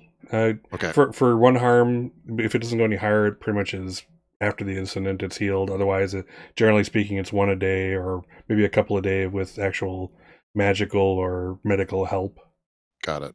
And then there's other stuff. If you take too much harm, you have to get some kind of medical or interventionist help of some kind, or you're going to just get worse and die. Got it. But you're not there yet. Harm marked. Pulling Eugene off the floor. Cool. Yeah, it's like you can feel the stuff. It's like when it touches you, it's like how to describe. It's like almost like a cold, like an ice cold octopus arm. Like you feel like almost it's not an octopus, but it just feels like these little like suckers or grabbers or little teeth are biting into you to kind of pull you in, and they're cold as like dry ice. And no way to know where it's coming from. It's coming from. I mean, it's coming from the ground. Okay, got it. But ironically, the smoke machine has not been turned off, and it looks so extra cool at the ground now. Just totally, the whole place is like covered in a layer of created smoke, and it's awesome. Tentacles coming out of the mist. Yeah, it's a freaking hard heavy metal show from Awesomeness. Too bad it's a acapella Jethro Tull show. Yeah, not quite what Satan wants to work through, but he can work with that. Yeah. All right. So the guy basically comes up, and you guys are almost out, but you're not quite. The guy is actually gonna reach out towards Eugene, and he's basically gonna put his hand around your throat, and you're gonna take 2 more harm as he as your skin starts to bubble underneath. You're getting 2nd-degree burns. I would like to intercept that. Ooh. Intercept it? With your because I totally can. All right, cool. Tell me what that looks like. Thank you. So I think Eugene's, getting up after being helped by Kyle, and as he reaches towards him, I sort of, just bat, Eugene away, and I'm standing there as the guy reaches in. Gotcha. You're just like, thank you. So he'll as you kind of push him away, the guy will, instead of getting him, he will grab onto your arm, and I'll have you take 2 harm. Now, is this we have to decide if this is acting in your one of your nature, what's it called, instincts? I don't think so. Well, technically, this guy is powerful, so I should be serving him. Right? True. Yeah, okay. Cool. So I probably need to roll before I think I try to do anything against him. Sure. Well, you've done this. This is we'll call this like out of general reflex. Okay. But why don't you? Yeah, let's do a quick keep your cool. So first, let me take 2 damage. Which, how long was there between missions? Because I had 1, and I'll say that it's been long. It's been several days, so that's cleared up. Okay. So I still take a 2, which I will say burned by Satan's touch. Good call. In this case, I didn't rush into this, so I don't consider myself as having armor. So I didn't, come directly at these guys. Right. This is more of a. It's more reaction type of thing, right? So I'm gonna make my spirit roll. Yep, please do. Keep my cool. Oh yeah, you do. And a success. And I think that actually does it fill up your track, by the way? Yeah, so I do actually mark redemption because I'm trying to attend to my mortal peoples. Mm-hmm. Over your instincts, which is awesome. Over my instincts. So I will get a redemption move. I don't know what yet. I'll have to think about that. That's fine. No, yeah, you definitely don't have to at the moment. So this is kind of a momentous moment. So I really want you to kind of describe, like, as the other 2 are kind of watching you, what do they see, like, on your face, in your stance, etc.? Kind of describe this. This is important.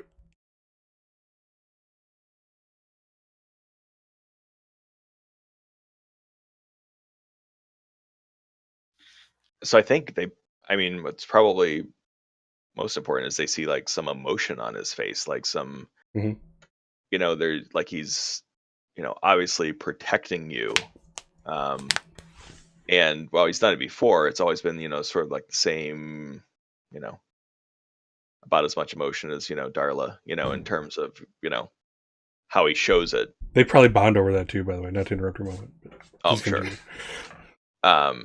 You know, yeah, who knows? Maybe maybe she thinks I'm just like her. Who knows? But you see like maybe a little bit of sweat as if he's concerned and um, Your eyes get wider glancing by back. 12 Yeah, millimeter. exactly. But to Nice. but to him, I return his smile. As the not flesh exactly is singeing on my neck or on my arm. Yeah, nice. And as it happens, you kind of see this is the first little bit of hesitation you've seen on his part. He's like, it makes no sense that anyone would get in the way of this kind of take this kind of damage upon themselves. Much less, he's now sensing that maybe you're not mortal. Astute. Yes. So, yeah, his guys are at this point. One of his guys who is like almost like you can tell he's on the verge of literally bursting into flames. He just runs. He's gone. Just runs. And as he does, he gets to that circle of light and actually starts on fire as he hits it and goes through it. And he's just nothing. It's just he's now ash and kind of mixing with the smoke machine effect right now. Fantastic. Whoa. So the Reverend is like, "You will not take this woman tonight, not in the presence of myself or not in the presence of my flock. Be gone with thee, minion of evil, be gone." And he is. He starts retreating. And as he does that, your those tendrils holding you, they look like they're smoking a bit, and they kind of disappear as he leaves the circle, and he's not affected, at least not in the same way that his minion was. Whoa. But he's out of there, The guy unless you guys are going to intercept in some fashion. Eugene, I are you going to let him get away? I was thinking of using this way and getting the hell out of here, actually. But I guess I don't need to. There's nothing I can do to stop. He laughed off a shotgun blast to the throat. He still bled. I think I said it doesn't mean he wasn't hurt. Yeah. But if Well, anyone, because of the nature of the situation, I'll have anyone who wants to do anything. I'm going to have you keep your cool in order to do so, because this is a freaky situation by anybody's standards. Yeah, totally. And you guys are recovering from that shock. tendrils. I mean, I've never had tendrils freaking come out and try to grab me. And you've killed a buttload of demons. I wouldn't say a buttload, but a fuckload of demons. Okay. A truckload. A truckload of demons. A truckload even. A truckload of demons. Yes. Yes. You could easily load them in the back of a dump truck. I think that's safe to say, wouldn't you? Yes, but I'm trapped by tendrils. Yeah, this is a first. Have seen all sorts of weird shit. Yeah, you have. So I'm gonna chase after him. Nice. I won't make you. I don't know if I'll have to I think I still need to make it because for whatever this barrier is, who knows what effect it'll have on me since I'm certainly not human. I don't know exactly what it's tuned to, but I think that would be why I would need to make a spirit roll to go after him. Yeah, actually, yeah. Let's do because the barrier might intercept me just like it would them. Okay, go ahead and roll to keep your cool. Or worse, all that comfort, I might just stop. So this creature, person in a suit is backing away through the barrier and trying to leave. Holy Jesus! Make it. Yep. Yeah, he's backing out through the barrier, trying to make his way away. When suddenly, it's not happening. Yeah, Adrian just does the sort of Terminator run at him, and that run where he doesn't really know how to pump his arms, Right. And this is kind of more like stick man walking, but he's making his way. All right, what are you gonna do? I hadn't thought that far, but Does anybody? Yeah. I think so far I have been, treating this with violence. So I think I'm going to try and pummel him, I guess. You're gonna totally unleash on him. Totally unleash on him. All right, roll some blood.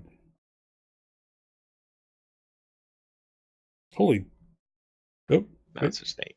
Oh, okay. All right. So on a hit, So you inflict harm Yeah. with your body being what it is. Yes, I will inflict harm. Do you want to inflict terrible harm or take something from him? I get to choose one. Let's see. What would I want to take from him? He doesn't really have anything. The glowing cufflink things, That's if they were nice. covered by glitter.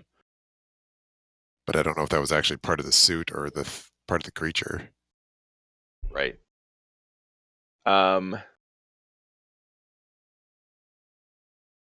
Take his memory from him. No, I think I do want something from him, like like a part of the suit or the jewelry, something, Sure. because I know how wizards are with talismans and such, and and trying to protect stuff from, like, obviously the hair for Julian. I'm basically looking for a token from him that we could use against him. Gotcha. Yeah, let's say that you grab, like, you do get one of the cufflinks as you kind of grab it his wrist. And then we do harm to each other, do we not? That's up to you. So you on a gotta 7-9, choose one from below as well. Yep. I'm going to say he inflicts harm on me. Okay. Let's. What do you do with your pummeling? Have we done your bare hands before? Idea. Let's say that naturally it's a 2. Okay. You're just naturally a I'm big definitely galoot. stronger than usual. Yeah. Yep. For normal people it would be a 1, but let's say for you it's a 2. Okay. And you wanted to inflict. You didn't take anything. So yeah, okay. So 2 each way. I'll say he gives you 2 also. Okay. Burned face.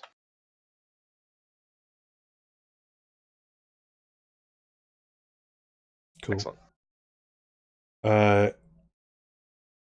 As you you kind of grab onto him, tear at his like his arm. Trying to grab his arm, and he kind of shuffles you off. Pulls it away, and that's when you kind of rip off his whole cuff. For the first time in this encounter, his suit is miffed a little bit as it's torn off. There, you get the whole cuff, including the link. And you kind of see your fingers desperately to hold on, kind of dig into his arm. Black blood kind of flows up through the wound, and he basically touches a hand to your forehead, and it starts to sizzle immediately. As you kind of fall away, you can actually see your skin that was singed to his like on his hand, like stretching away and kind of melting off, so to speak. It's not a perfect vessel. And yeah, so he's kind of shakes his head at you of all freaking things and continues to leave. Yeah, and I think maybe as I fall away, I decide that's better not to pursue him further. Gotcha. Yeah, and that was probably the good plan, because as he kind of leaves the warehouse, you see like six white suited dudes kind of surround him and escort him out the rest of the way. So Along with the one that has no neck. No, these are brand new. Oh. This again, same uniform, not same people, if you will. But yeah, the people inside are now just the one. I think there was like one left, and he is now just on fire, and he's since fallen on his face. And it's only after the dude leaves and the last guy falls, that the Reverend kind of puts down his hand, and the circle of light dims and fades to blackness again. Crazy. He's like, son, are you all right? He's coming Dude. up to specifically to Eugene. Eugene's not doing too much talking right now. He's a little freaked out. That was a hell of a bad roll. He's like, son, I've never seen anything more brave my whole life than a brother trying to protect his sister. And I admire that. I want you to know that. He's like, and you, coming out of nowhere, fighting the tendrils of evil. And Adrian starts coming back in the line. He's like, oh, and you, sir. And Adrian does not look pretty. Yeah, there literally is like an Urukai handprint on his burn forehead. hand. And some missing flesh. He's like, Oh. he's like, and he points to Adrian as Adrian's coming back. And you, sir, we need to talk.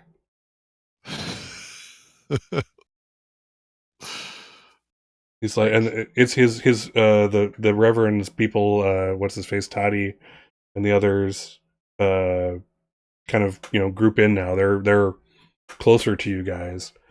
He's like, Reverend, did we do all right? He's like, Toddy, you did fantastic. Couldn't have asked for better. You followed my rules to the letter, and we saved a young lady's life. With the help of these gentlemen, of course.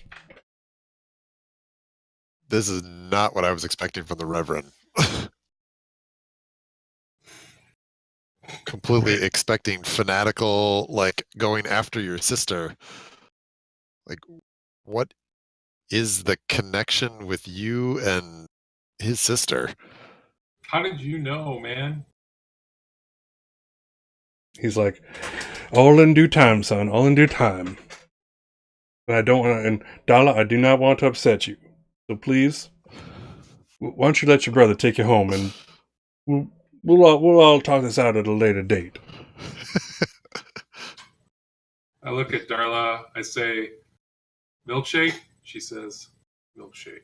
And we go get in the car. Flesh repair.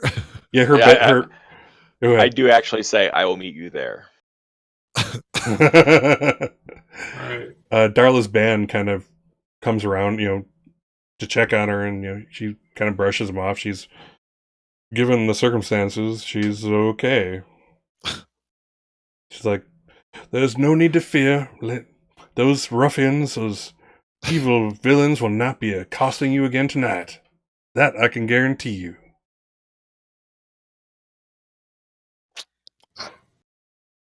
I can see that. He's like, and he has business cards. Hands one to each of you three. Like, I know you don't have this, so I figured I would give it to you so you know how to easily get in touch with me.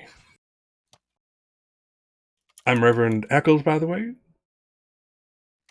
I'm assuming because you're associating with this young man here that I do not need an introduction. He gestures to Eugene. Have heard the name. Didn't really expect this evening. Well, they do say expect the unexpected, and most businesses, actually. Apparently, I should have planned a little more for our outing next time. Old timer. Don't Take worry. a moment to look at the Reverend's business card. Is it like real crisp or shoddy, like he keeps it in his pocket, or is it it's definitely flashy or pretty. dull? If Pretty. I can say, have you guys ever seen the movie American Psycho? American Psycho? Yeah. Yeah. There's the scene where Bateman and his buddies are passing around their new business cards. Like, this one's with this card is bone with a monogram in the Aurelian text in black, and you'll notice that it's embossed, so it's coming. You can actually feel the grooves on it. They're like lusting after each other's cards. Well, he could easily compete in this group. Okay. It's a pretty card. It's a custom card. It probably costs like a couple bucks just for that one card he gives each of you. It's definitely quality. Spend some money on these things. So we know which venial sin these which one he doesn't subscribe to, right? Or Yeah. does, perhaps, Yeah. depending how you Yeah. look at it. Not the vow of poverty. Yeah, poverty is not on his list. That much is obvious. But yeah, he's in case I haven't described him, he's kind of like he's a older guy. We'll say he's Ito's age ish. Kind of he has kind of like a goatee going on. Very again, this is like a young Colonel Sanders, Southern gentleman looking dude. Nice. And he's like, "My flock, come to me. Let us leave this place. We have done our work. We have done our duty to basically to the universe." And with that, the hipsters all follow him out, and they're kind of like Mark, who's with the flock. He kind of like turns around and looks at Adrian. He's like,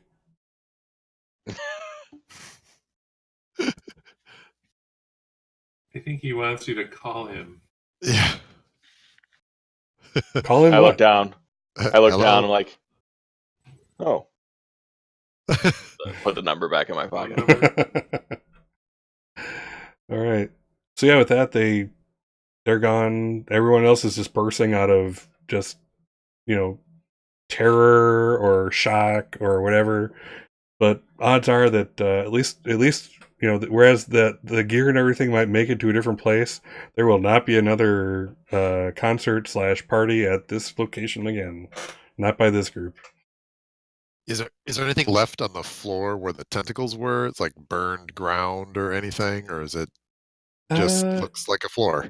It's still kind of misting. If you were to touch it, it would be like again that same dry ice coldness to it right around Okay. there. But there's Okay. no visible mark. Okay. That's just crazy. And I look up at Adrian, or look at Adrian. I keep thinking that you're like really, really big and tall, but not the deal. I just look at him. I look at his forehead. Do you need me to drop you off at the graveyard, or? Do you ever wonder why he goes to the graveyard? No. Yeah. Like just say ignorance is bliss. It's crossed my mind, but and Ito's going, what are you talking about cemeteries Yeah. for? Why graveyard? Then I say yes, as if it's just like something we would do all the time. We got to go to Walgreens, and then we can go to the movie theater, and then before that we got to go to the graveyard. Yeah. I have this envisionment of a part of like New Orleans is really part of what the city is like. Graveyards. Awesome. Cool. So yeah, you guys skedaddle in the car, drop Adrian off at the graveyard, and I'll go for milkshakes at this point. Yeah, meet up at the drive-in with all the other hot rod cars that like to hang out at the drive-in and have milkshakes with my sister and my friends. Excellent. This is very odd, Eugene. What? It just became a thing. You don't know how many movies I've done that involved scenes like this place and like squealing in and tearing out. I mean, it's just kind of like it got burned into me, so to speak. I like it. That's awesome. Cool. That's So awesome. So Adrian, it probably doesn't take you too long at the cemetery. This is a No, but I'm wondering if, for interest's sake, if this is something that we should make a roll for, just to see if there's if I'm ever interrupted on these expeditions. Cool. Yeah, let's we can do a keep your cool. And in case, do you know what these expeditions are, Kyle? No, I can't. I would have to roll for that, but Okay, in character you don't, but out of character, do you know? Because I'm assuming we're not necessarily repairs. gonna describe them each time, but yes, essentially it's repairs. I'm made from the bones and flesh of the dead. Okay. So he So has in order to. to heal, I need to consume the bones and Assemble. flesh of the dead. Oh, okay. I don't think I read that part. Nice. So Why did he ask if we had any ketchup before he left? Yeah. Or A1 steak sauce. Oh, what goes with long pork? I don't know. I don't know. yeah, Wow. the demons definitely don't cover it. So so are we gonna do this as a keep your cool? Yeah, let's do a keep it cool. That's fair. I can see tons of conflict coming off of this particular endeavor. So that's a middle. I'm sure you can do with that whatever you want. What's going to cost you? Um, probably a good one is, if that's considered like anyone witnessing it. I mean, that could be a, debt I owe them, or Oh, cool. that they could leverage against me. Well, that's interesting. Let's take a look. I'm going to bring it over. I'm scared if there's any NPCs I could bring in. Because my natural form is a lot more ghoulish. Definitely signs of being stitched together and face with, big gnashy teeth, Yeah. All right, let's say let's do a quick scene. We'll be with you guys shortly. You're kind of what do you do? Do you just like go to a mausoleum? Do you actually dig? What's your If there's, a preparatory area, I'll go there first just because there's, that means that, usually someone's ready to go in the ground the next day type thing. And no one really locks up the dead that well. That way you'll get the most structure. What's that? the most structure? That way you'll get the most structure. Yeah, some fiber. Liquefaction. Right. But otherwise, yeah, it would be something, fresh grave or whatnot. Okay. Let's say you're in that. There's always a shovel around. There is always a shovel around.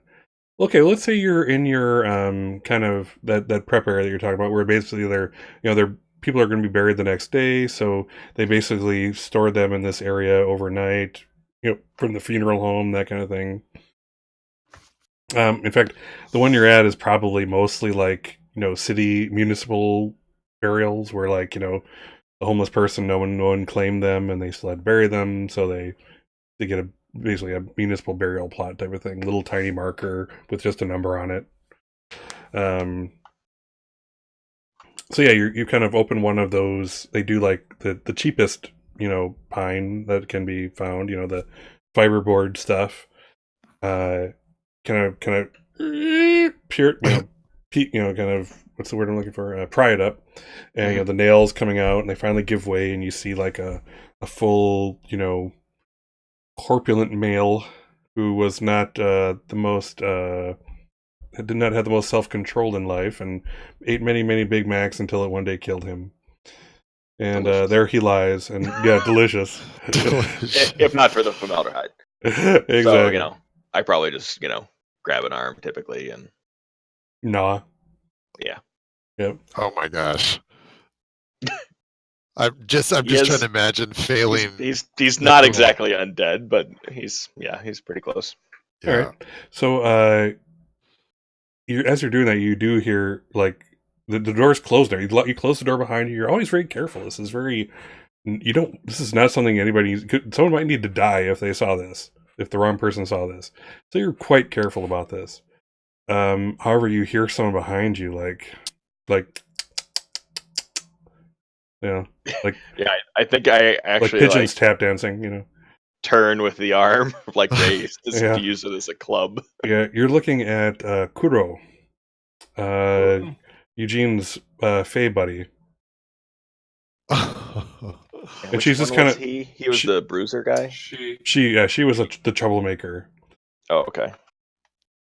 But she is like that stance where you have like one foot flat up against the wall as you're leaning back on it. Oh, I see. Yeah. Yep. She's watching you like that, and she's just like, I wish I'd brought some floss. Like, you got some triceps right here. I was gonna say, what do you want? Of course, big teeth and. Yeah, what does your form look like? We never actually described it fully when you're doing this. I know you said more kind of like a troll type look to it. You Yeah, know, more like a ghoul. Ghoul. Like I think I have a sh- picture in my sh- mind, but Shadowrun class ghoul, where they are kind of consuming, but still humanoid? Or is it the thin, wispy hairstyle? And the big more the the thin, claws and the big. wispy hair. Claws, big teeth. Okay. Um, except for you can actually see where the different parts of his body were stitched together from the 10. Yeah, that kind of Cool. becomes visible as you're doing this. Yeah, she's just looking at you, and Without the protective tattoos, covering it up. she's just kind of waiting for some kind of response out of you. Like, what's he gonna do? I'm like, what do you want? I'm just doing my duty to my queen. She wanted us to keep track of you guys. Here I am keeping track. And looks like, hey, you're actually, kind of stand-up guys. You're there for each other. I like that a lot. That's something to be admired. It's one of the reasons I actually like Eugene, but don't tell him I said that. I think I have a move for this.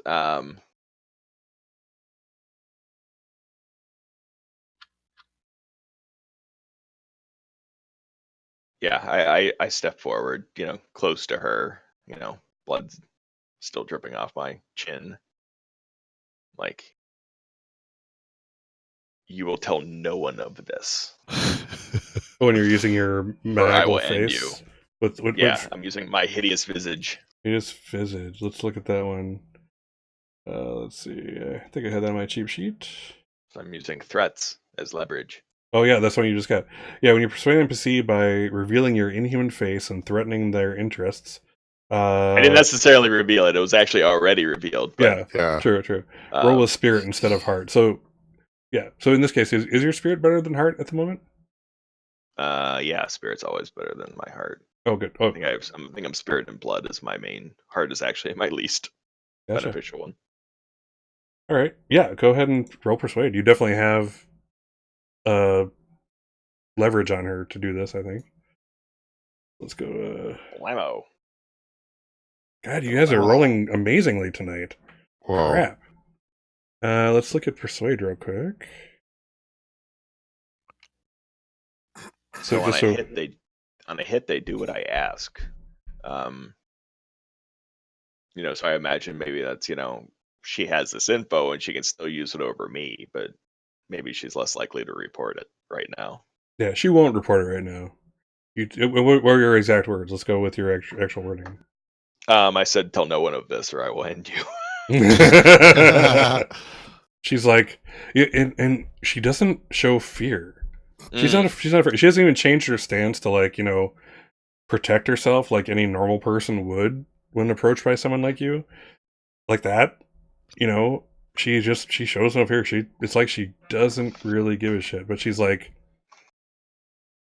Fine. I believe you. I believe you would. Yeah, this is definitely between us. The fact is that I've already seen what I need to see tonight. The fact that you haven't betrayed the queen at all. You haven't worked against her interests, and as a group go, you're quite reliable between each other. I didn't expect it. I didn't see how the three of you could possibly have anything in common to form a cohesive bond, to be a team, to be a group, to be anything. So good job.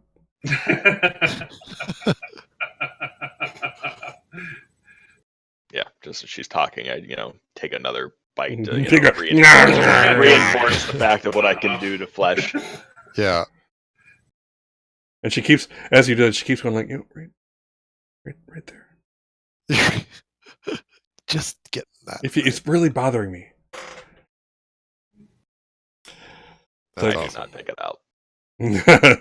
She's like, I think maybe the last part is just me, just like kind of just dismissing her and going back to the corpse and maybe see a little bit of blood spray on the wall or something. Nice. All right, yeah. With that, she just leaves, closes the door behind her. Not another word being said. you. Excellent.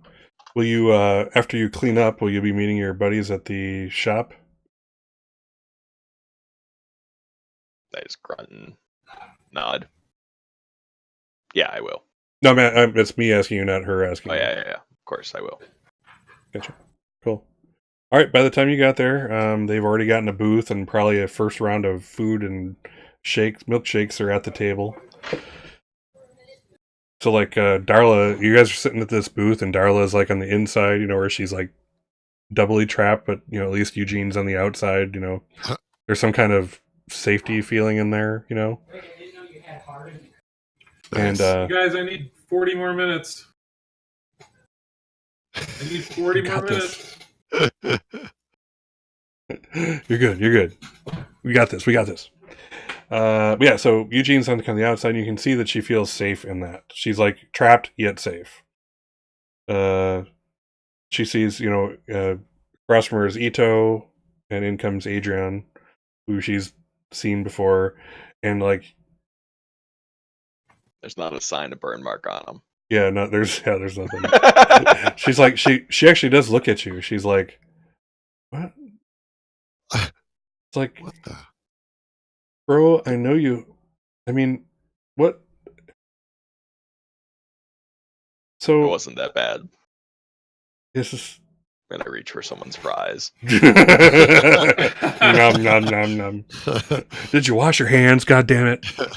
Not as filling. Of course, that's the other thing about doing in the preparatory room is like you can like clean up. Yeah, they probably have like the sink there with all the Yeah, with the hose.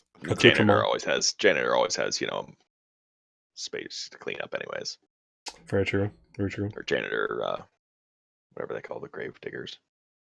Grave diggers. No, there's like some other term for the people who like manage a cemetery. Oh, I have no idea. Yeah. Cemetery manager. Mortician. Maybe it's a mortician. Maybe. But yeah, Darla is like Eugene. You know her. You've known her forever, of course. But you can see she's like on the teetering between like shock and terror and curiosity almost beyond the bounds of what humans can experience in terms of curiosity. It's just like, now does she? I'm assuming she doesn't. Does she know that you're like a hunter? Does she know there's a supernatural world? We really haven't gotten into this too much. I think she knows I've done. Oh, like for Eugene? Yeah, for Eugene. Does she know like Eugene's a hunter? Does she know you guys are supernaturals in some way? Yeah, she knows that I'm no longer in the business of stunt driving, and I spent a lot of time away, and I've been back for a number of years, basically keeping the bad guys away from their place. And but does she know like? But does she know that like you hunt supernatural creatures? Yeah, she does. Just I don't really expose her to it whenever, if at all possible. So she just has no idea. It's kind of like a story, Cool. So yeah, so this is and has she seen Eugene or Adrian do anything weird besides being not quite a real boy? I don't think so. I don't think she's ever seen him, go cannibal on someone. So I would say she's more on the fringe of things right now. Like she's pretty normal. Is it safe to say that she's maybe even on the edge of, in a way that like, because this is all like stories to her, it's like if your relative came to you and said, "Hey, by the way, I'm a vampire hunter. I got a vampire hunter kit in my car." You're like, "Yeah, Joe. Yeah, of course you do. Of course you have a beer. Have a beer. Lay off the LSD." Is it kind of? I think it's more like she knows and she doesn't want to know, like that sort of thing. Okay, that's fair. Like it's all too real. Like it's like humans aren't meant to see pierce this veil. Like she worries for me. She's like, what the hell? What the hell was it all? And Adrian, she does the motion of like the head twisting around, and it's like, What the hell has happened? Was I in real danger? Were they going to hurt me? Don't all talk at once. And she realizes she's like way too loud for your table. She's like, the whole place has heard this. She's like, okay, coming down. Darla's coming down. The waitress with the coffees stopped to look. Maybe it should be decaf. Look, Darla, I thought it was going to be all about the Reverend. I thought he was after you somehow. Whoa. So you knew that something was going to happen to me tonight? You didn't even think to warn me? To do what? So you cut out there. She's like, you knew something was going to happen tonight and you didn't think to warn me? You just were going to be there when shit went wrong? My phone was dead? She looks to Adrian and she's like, I know you can't lie for shit. So tell me, what did you guys know something bad was going to happen tonight? Yes, he said there was some guy named Toddy who was following you. Oh, that little... All right. And you? She like looks toward... Oh, go ahead. And I said, and he found your flyer in his apartment. Yeah. And she's like, and she looks towards Ito. And again, I forgot, do they know each other? I don't believe I would know any of them yet. Okay, so you're kind of we don't new have to the circle. Yeah, we do not have a long history. So, I mean, don't look at me. I was just here, not necessarily against my will, but I'm here just to help out. Not necessarily. Kinda, but on paper, no, you know. He needed a little bit of backup, toddles, and that was about it. We're heading to the club just to check out your group and just to see what this toddles chap was going to be doing. The whole white coat people and the Reverend on the stage, yeah, that was not expected. Yeah, that totally took me by surprise. Like, she's just shaking her head. You can tell she's like trying to put a mental puzzle together.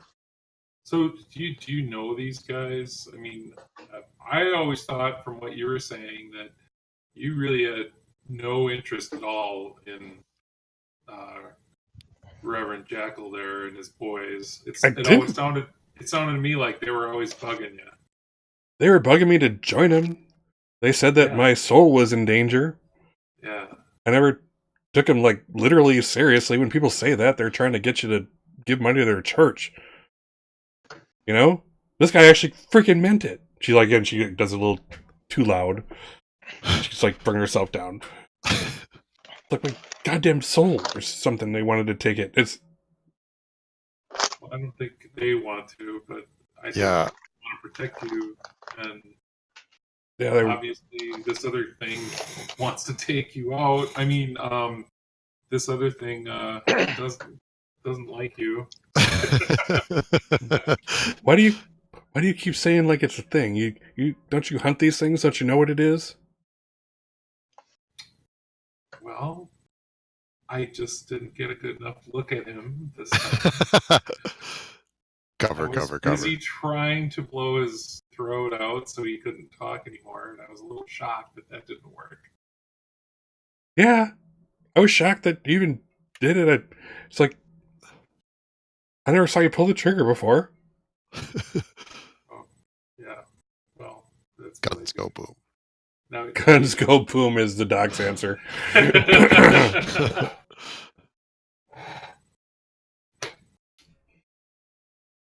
So that's all? Is he and his people were just trying to get you to join their group? There was no other shady piece. I mean, they're getting me to join them in order to be protect my mortal soul. Apparently they meant it a whole hell of a lot more literally than I thought. Yeah, apparently there's a little literal element to this. I did not see this coming. I just thought they were kind of, religious kooks who were, trying to get me to join their little cult. But their little cult looks like it got me out of a whole bunch of trouble. I kind of maybe owe them. Isn't that how it starts? I mean, Yeah. This is not the time. This is not the Right. time. No more lectures. Yeah, you may just want to keep your head low for a day or two. And do they give on the Reverend Ackles card? Is there contact information? It's like a normal business card, or is Oh it yeah, like yeah. It's like glossy and like the address, the save yourself? email, telephone number, whole nine. No fax number because even they aren't so behind the times as to want faxes. Nobody does that. What's a fax number? Exactly. So no one wants a fax. Nobody wants a fax. It's one of the first things that Adrian learned. Cool. Well, yeah, maybe this is something that we should be looking at, or Eugene, might be something for you to go check out. But I don't think Darla should get involved anywhere. I mean, not that I have anything to say about it for sure, but I would want to stay away from whatever. Maybe we can lean on Mab here a little bit for her. I don't know what do you call a group of fairies? Her Court. A court, yeah. Court. And I set down the the cuff link. She might have a way to find him with this. Ah, That definitely piques the doc's interest. Ooh, shiny. shiny cufflink. shiny cufflink from unimaginable creature. Could find a use for that, maybe. Mm-hmm. All right.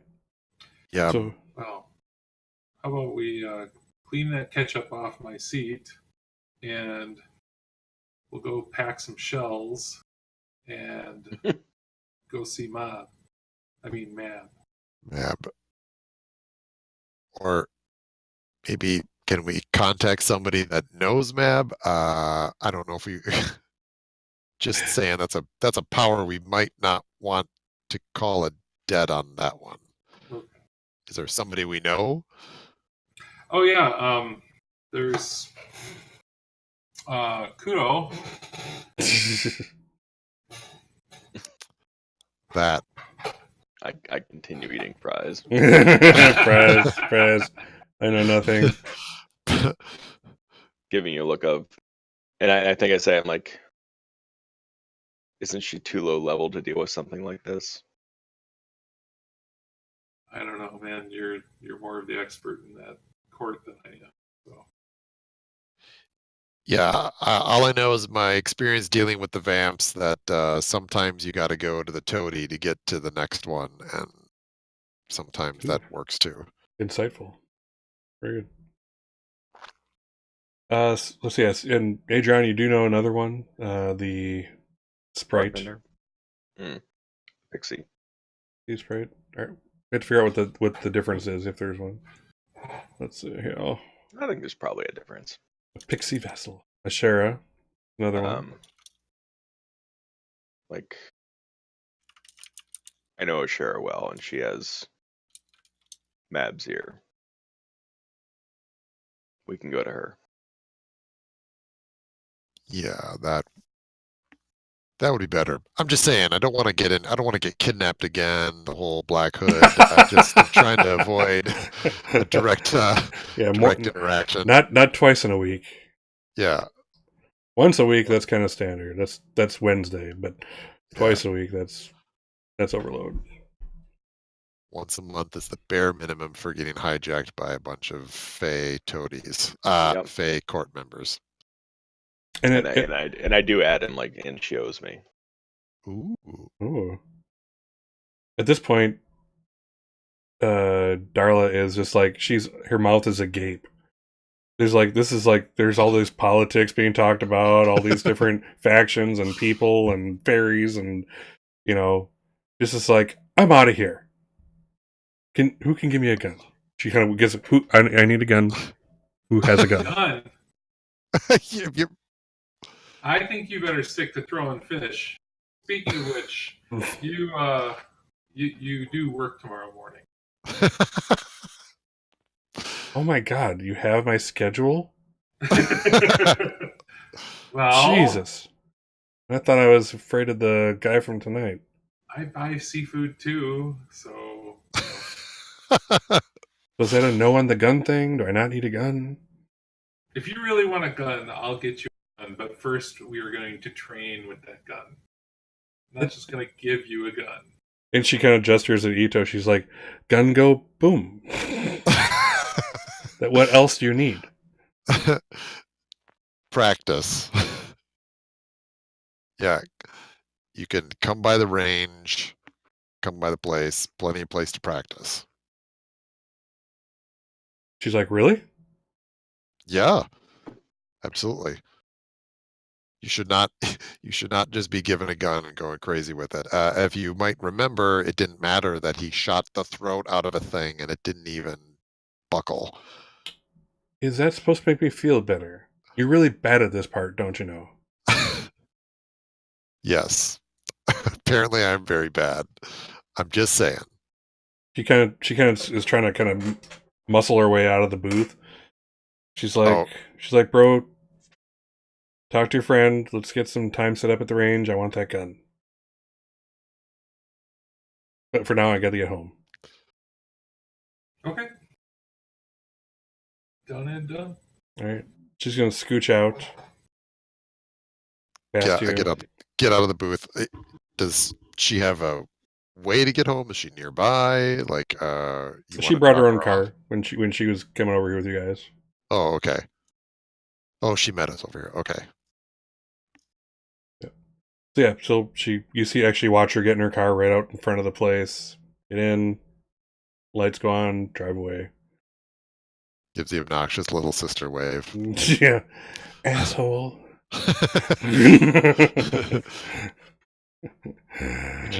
Eugene's on his phone. Text me when you get to your flat. All right. That's hilarious. I don't think we have enough time to do another scene tonight, so I was thinking we'd do the. Let's see here. Closing. Yeah, closing thing. Yeah, so let's do the session. Are you guys cool with that, or is there something you guys wanted to cover quick? I just don't feel good doing I want to give you guys a full time for a good scene. I don't think we have enough time for it. No, fine by me. Yeah, it's a good place to stop, I think, because of the kind of have the cliffhanger of where to go to next, which is awesome. Cool, perfect. All right, so let's do our session end. Let's see here. Right up there. Okay.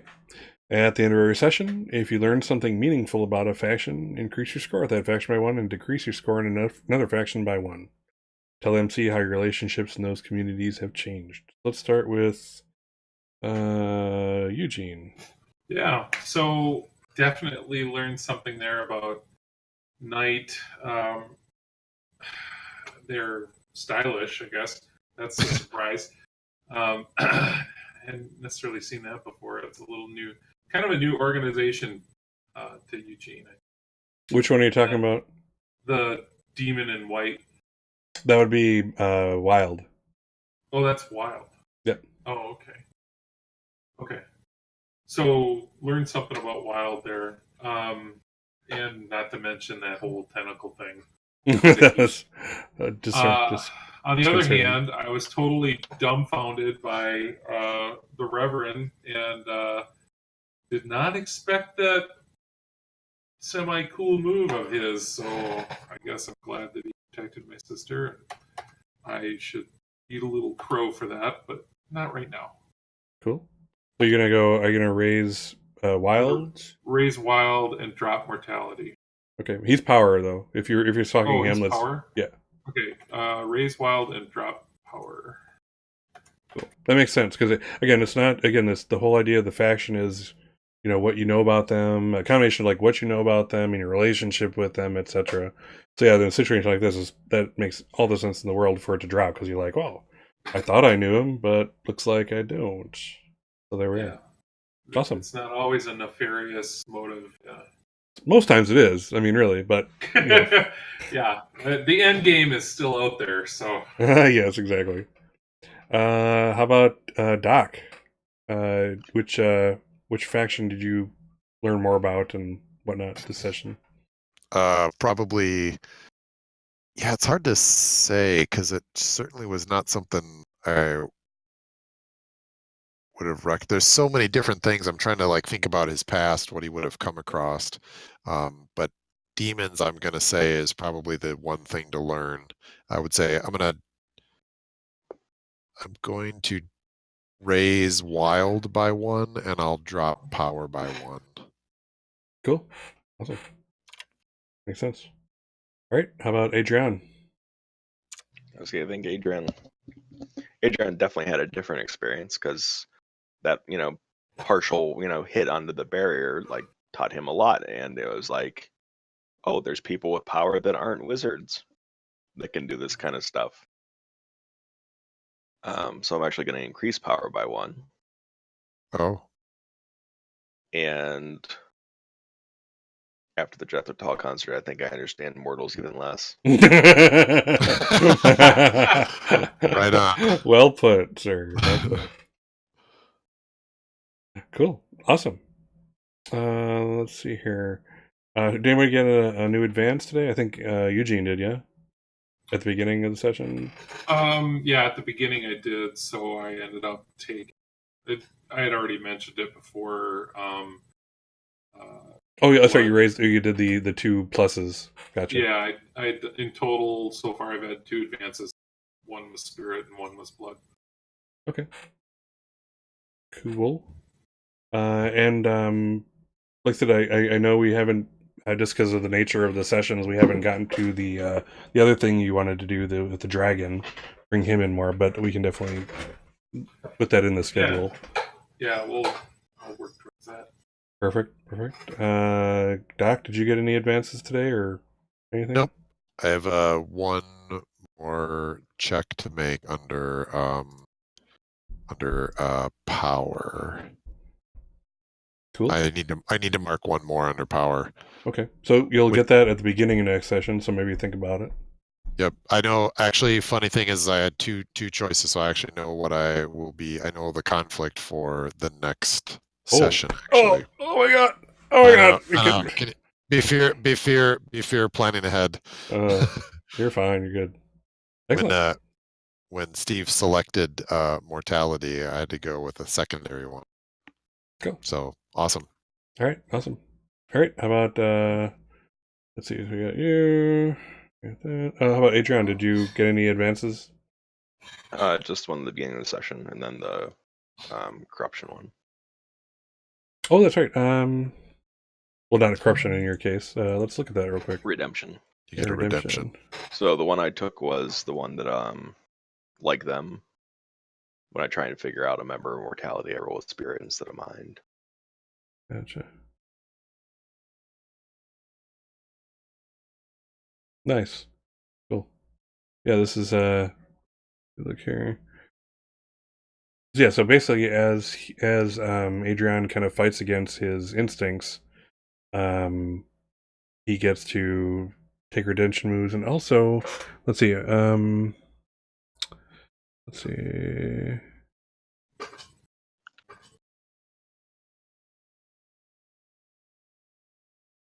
do you get to rewrite your instincts? If a redemption advance allows you to rewrite an instinct, cross it out, and write a new one of your choosing. Where in there does it happen? Let's look at your other sheet here.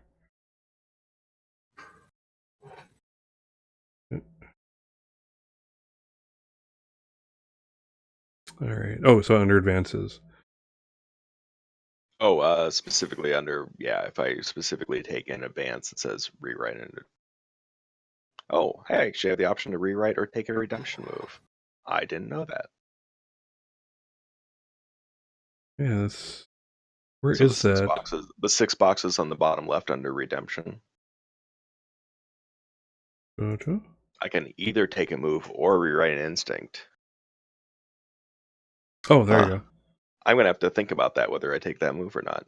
Yeah. So I want to Okay, rewrite yeah. one. This is your first time making it, so yeah, it was the first time really looking at it. Yeah, so yeah, you have a total of 6. Yeah, let me think about that. Awesome. So now, and interesting for you guys. So as you've noticed, like when Adrian has come up against his instincts, he has to roll to not follow through on them, which at times has been bad. So now he has the option. It points to rewrite one to like cross it out. So instead of hunt the disloyal, he can put in protect my friends, Right. type of thing. So now that's a good side in that he gets anything that would, when he's following on his instincts, that's good. Negative in that now he has, if he needs to, like, Adrian, you're the only one that can make it out of here. You got to go and get the thing. He's like, and he has to roll to not Right, I would save still his have to friends, stay. because this is his programming is now save your buddies. So he's like, fuck, I failed. I gotta stay here. Sorry, I can't get the thing, and we're all dead. I don't know what's going on. So a lot of interesting drama to come from that whole thing. But I think that's pretty freaking interesting. There's no if statements, if then else. No, Yeah, simple programming. it's beyond basic. Yeah, x equals 1. x1 equals protect your buddies 2. All right. So cool, guys. Excellent session. I know it was not what you expected. I'm kind of good twist. all over the place here, but yeah, it was pretty cool. So we're back in the saddle. So I think this was episode 5, which means we have 5 to go. So we have a lot of time to still, kind of we're gonna definitely be seeing this plot develop where, there's this war for this Lee line going on, et cetera, et cetera. And just around that, there's so much more to go with. So, which is pretty cool, I think. And the city seems to have a demon problem. It would appear so. Yes. At least part of the city. Cool. So excellent episode, guys. Anything else you guys want to add or anything? No, I'm good. You're good? Nope. Pretty cool. All right. Well, this is Scott's Case Files. If you're watching me on Twitch, you can follow and then be alerted when I go live. Also below, if you're watching on Twitch, is my Discord and Twitter. I'm still crappy on doing warnings for going live on Twitter, but I'm trying. However, the Discord is pretty much active. We're doing stuff, so feel free to please join in and talk with us, chat with us, etc. It's a hoot. Otherwise, Thank you guys. Thank you, Mark, Aaron, and Steve, for being awesome. And I hope you guys enjoyed the session. I know I absolutely did. So keep kicking ass. Thank you. All right. Do our best. With that, we'll take our leave, and I hope you all have a great night. Good night. Oh, God.